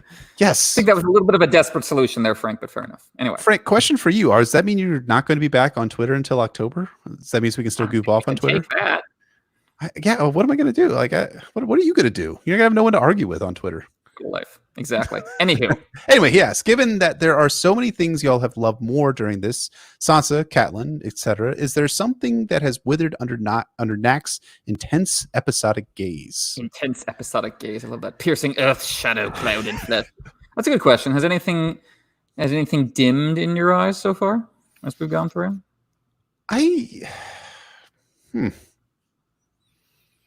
I was about to say, like, just the number of Tyrion chapters seems excessive, but at the end, after we come out of this chapter, like, I'm like, okay, yeah, we need this Tyrion chapter, and we also need the next Tyrion chapter, and the one after that, even though, like, the next two are pretty short, but they do speak to things. I think there's just a lot of Tyrion in A Clash of Kings. True. I remember we were doing a Game of Thrones. I felt like that Jon's early material was kind of weak. Yeah, that was definitely clunky. Yep. It was hard. It was kind of the hardest part to get through because, like, it's very obvious, like, early on, that George is setting Jon up to be a typical fantasy protagonist, and so he wasn't really having a lot of fun doing Jon's chapters or writing Jon's chapters. But then when he gets to A Clash of Kings, I think he really starts to be like, oh, I can add some ambiguity and some complexity to Jon's arc and set up these new men or figures. And then when he gets to A Storm of Swords, he's like, now I get to completely invert that because it's no longer Corrin Half and Elsie Mormont. It's now Mance Rayder and Tormund Giantsbane who are Jon's men or figures. And now I'm completely inverting like the way that you look at Jon Snow. So I think like Jon's chapters in A Game of Thrones were rough to get through. But I'm trying to think of like there's anything that's kind of withered a little bit. No, I agree with that. That's. Do you remember we used to have like the things we liked and disliked about each? Yeah, that's true. Each chapter. Slog our way through those, and yeah, I'm trying to remember those. What were those like when we had that as a concept? Yeah, I would. What stands out to me always more is just missed opportunities, and those are. It's never fair to talk about those because it's just like the author was working with what he worked with. This didn't occur to him or didn't have time to handle this, but like you go back over some of the Tyrion Shae scenes, it's like some of this could be stronger, or the Dothraki stuff in book one, even though a lot of that's very compelling in terms of the imagery, in terms of Dany's arc, they don't get much material to them. So that, that stuff I think stands out on reread, but it's, that's, again, it's not entirely fair because it's just obvious on reread what stuff isn't going to lead anywhere because you know it by then. So it's more revealing that way. Yeah. Yeah, agreed.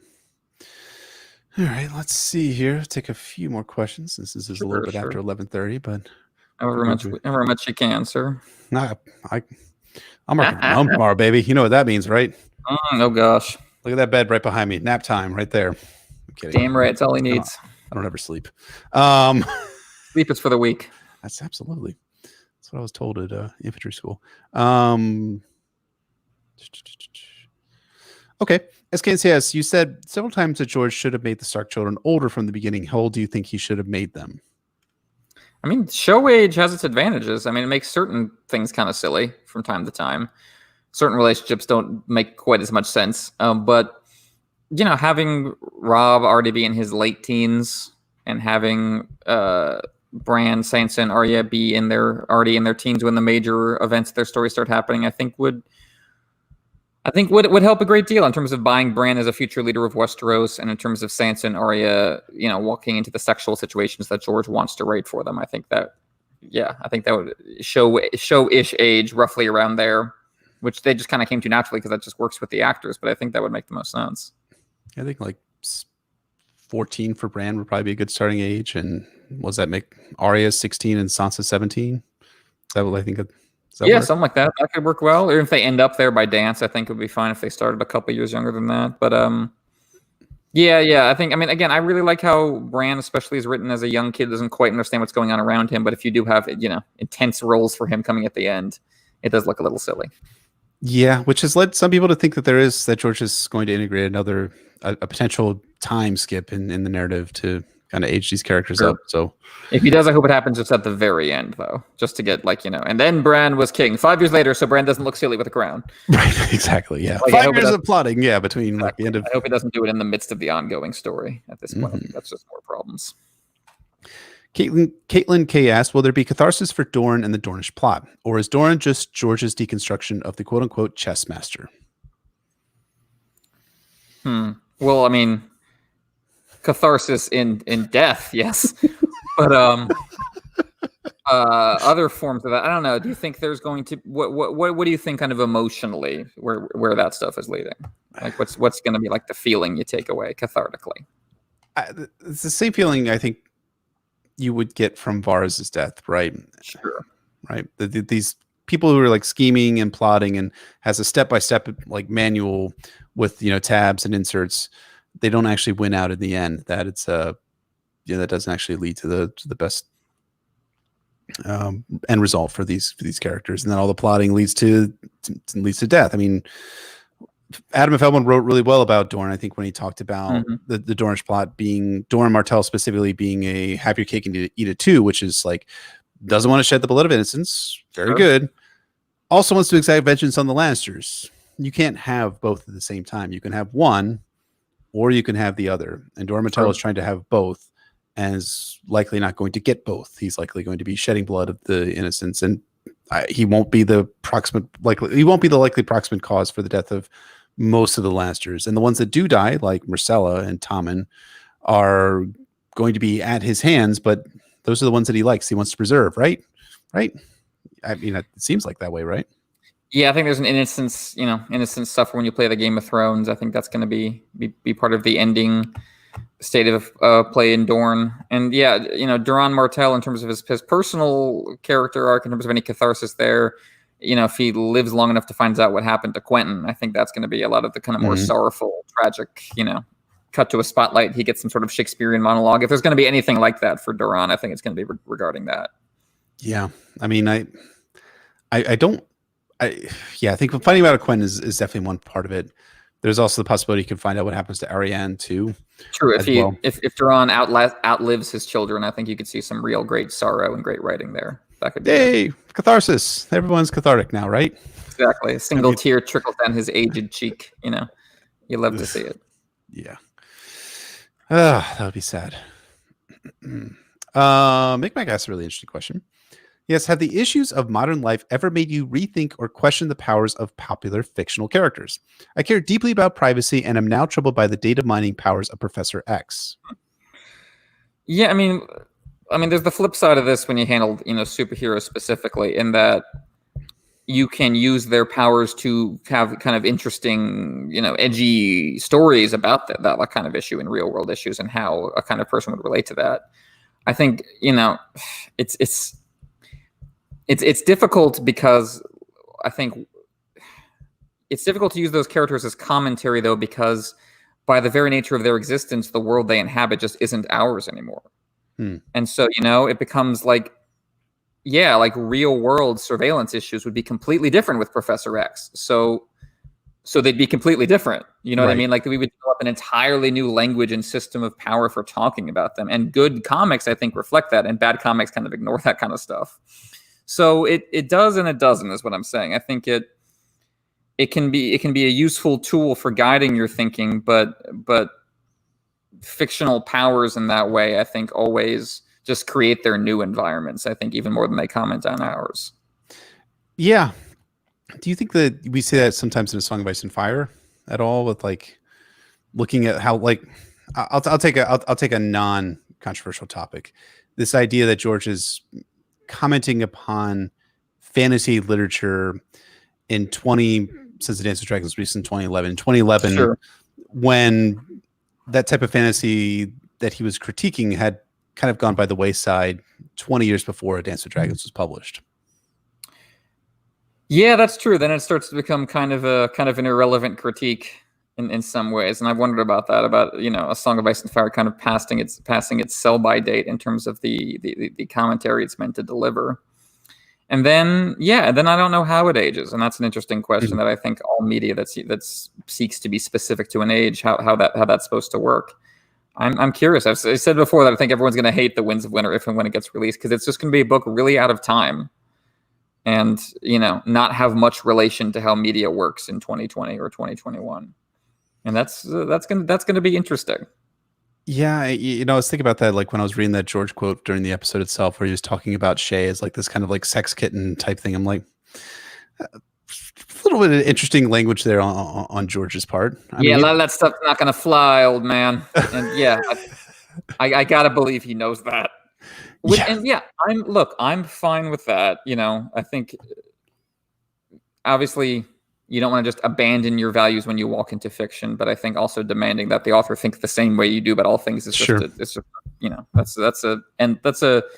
that's a hole with no bottom, and you're never actually going to get satisfaction out of literature. But I think it is worth noting that this is an old story in some ways, and George's sensibilities don't quite fit the environment he's currently in. Right. I mean, even politically, George is more like he's kind of like I guess to describe him politically as kind of a disaffected Kennedy voter. I mean, is that he's a disaffected old hippie, and hippies can have weird, creepy, retrograde views about anything else. Like I know a lot of dudes who are roughly George R. R. Martin's age and have roughly his politics and are really creepy towards women. I'm not saying that's him. I'm just saying, right. Sometimes it's because George has said a couple of great things about Vietnam. It's easy to assume he's just, right on everything. And he's not necessarily. We shouldn't pretend he's going to be. I agree with that. That's really well put. All right. Let's do one more, maybe. If I can. Sure, that works for me. And we'll call it a night. Yes, ma'am. And I appreciate all of you all. Absolutely. Tuning in. We got 68 people still watching at 11:47 on Freedom Standard Time, which is. Thank you for sticking around, folks. We appreciate you. It's really cool. If you guys have a question, just copy and paste if you wouldn't mind, or repost it, because I can't scroll too far up on the app that I'm using. The program I'm using. I'm not using an app. There's my oldness coming out there. Frank says that's the Chomsky era, that because they were right on Vietnam, they're right on everything else. Because, of course, Vietnam had no lessons to bear for how we do it. It was a completely isolated event, and we moved on. No implication. Anyway, no, of course. Yeah, it's very American. It's a very American perspective to not take any. I look up the Chomsky, but he's also wrong about a lot of shit, as they all are. Ever heard Zizek talk? That dude's a lunatic. Anyway. Who? Slavoj Zizek, or however you pronounce that dude's name. He's the European guy. Yeah, European philosopher guy. He's admirable in a lot of ways, but as soon as he starts talking, it's like you're full of shit, and you know it. You're trolling everybody in the way that European intellectuals, as they do. Don't have anything else to do. Exactly. All right. I'll leave the choice up to you. Do you want to do a Song of Ice and Fire question, a YouTuber question, or a movie question? I think I know which one you're going to pick. Okay, let's do the movie question. I knew that was the one you're going to pick. Let's bury it up. Aaron M., who of course is not a poor fellow patron, but is a Sworn Sword patron, asks, "What movie are you guys saddest about being postponed?" Oh, Well, there's the movie just came to streaming that I've been looking forward to that I would have liked to see in theaters, but it's called First Cow. It's directed by Kelly Reichardt, a woman who made a lot of great indie movies: Old Joy, Meek's Cut Off, Wendy and Lucy. And the First Cow is about the first cow to show up in the Oregon territories, like, and everyone's like scraps over it, and it's like, oh, what wealth and resources it has. So it's supposed to be like this really kind of charming movie about two wandering people who find each other in those times and try to get hold of this cow, and hijinks ensue. So I'm going to be enjoying that on streaming at some point soon, wherever it's available. I mean, yeah, I would probably go see Tenet if it was in theaters because it's the law. It's Christopher Nolan. You're forced into theaters with a gun. But yeah, what about you? Tenet. There you go. I mean, that's the one I'm probably the most sad about. I'd be honest. I watch one movie a year in theaters these days. I mean, you have kids. That's a whole different ballgame, sir. It is, but I just, yeah. Is Tenet about stopping 9/11 with time travel? Oh gosh. Is it what it is? Because that's George Tenet, right? That's the dude's name, and please let that be what it is. Wouldn't that be amazing? I've just imagined the think pieces about that. That was like amazing. Because a lot of my time, my favorite movies are movies with like gravitas in the filmmaking, but the premise is so schlocky and unbelievable. And like that would be a Christopher Nolan movie with all the money and somberness and expensive suits, but with like a Family Guy premise like that. That would be amazing. So I really hope it's that. That would be terrible, but in a truly amazing way. I really, really hope that it's a Christopher Nolan movie about time travel to stop 9/11. Saying that out loud. Released in the middle of a pandemic. What a stupid country. Oh, it would be great. I would love it. I would watch that over and over again. That would again and again. That would be over and over and over again. That would pay so many salaries of so many writers like all these publications that write think pieces and hot. True. It feels like it's like a parody of a think piece movie. Christopher Nolan about solving 9/11. It feels like an Onion headline. Oh, that would be great. No, I didn't even know that was is that an idea that's popular? That people I don't know if it's actually, but that's an idea that's going around the internet just because George Tenet, it's an interesting connection. And we know it's about time travel and stuff. It's probably about stopping some ambiguous bad thing from happening in the future to do with nukes or something boring. Not awesome the way I want it to be. But oh well. SKNC says it's about preventing World War III, apparently. Well, see, I don't care about that. I want a movie about preventing 9/11 because that's stupid. Well, give me the stupid thing I want to see. That's the thing. Big budget movies, everyone says they're stupid. It's like, no, they're not stupid enough. That's the problem. I like the Marvel movies just fine, but they're never nearly schlocky as I want them to be. Right. I mean, we need more movies where Nick Cage is stealing the literal Declaration of Independence. Right. Why don't we have movies like that? Awesome. And it's because it takes this premise that you just laugh at and treats it completely sincerely. And I much prefer that to movies that have like completely bland premises that you forget. World War III. I'm not going to remember that after a week. Nicolas Cage steals the Declaration of Independence to keep it safe from Ned Stark. Yes, I'm going to remember that. For years and years after. For years and years, I will remember that. I'll be laying on my deathbed thinking about the Declaration of Independence. Yeah, damn absolutely. Right. Damn right. And saluting Nick Cage with my aged bones. One last salute for a good time. Exactly.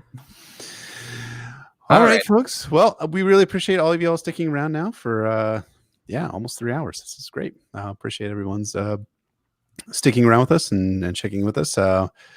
As we were talking about, Emma was saying at the very beginning of this episode, our episode on the Forsaken Part 3 is coming out this week.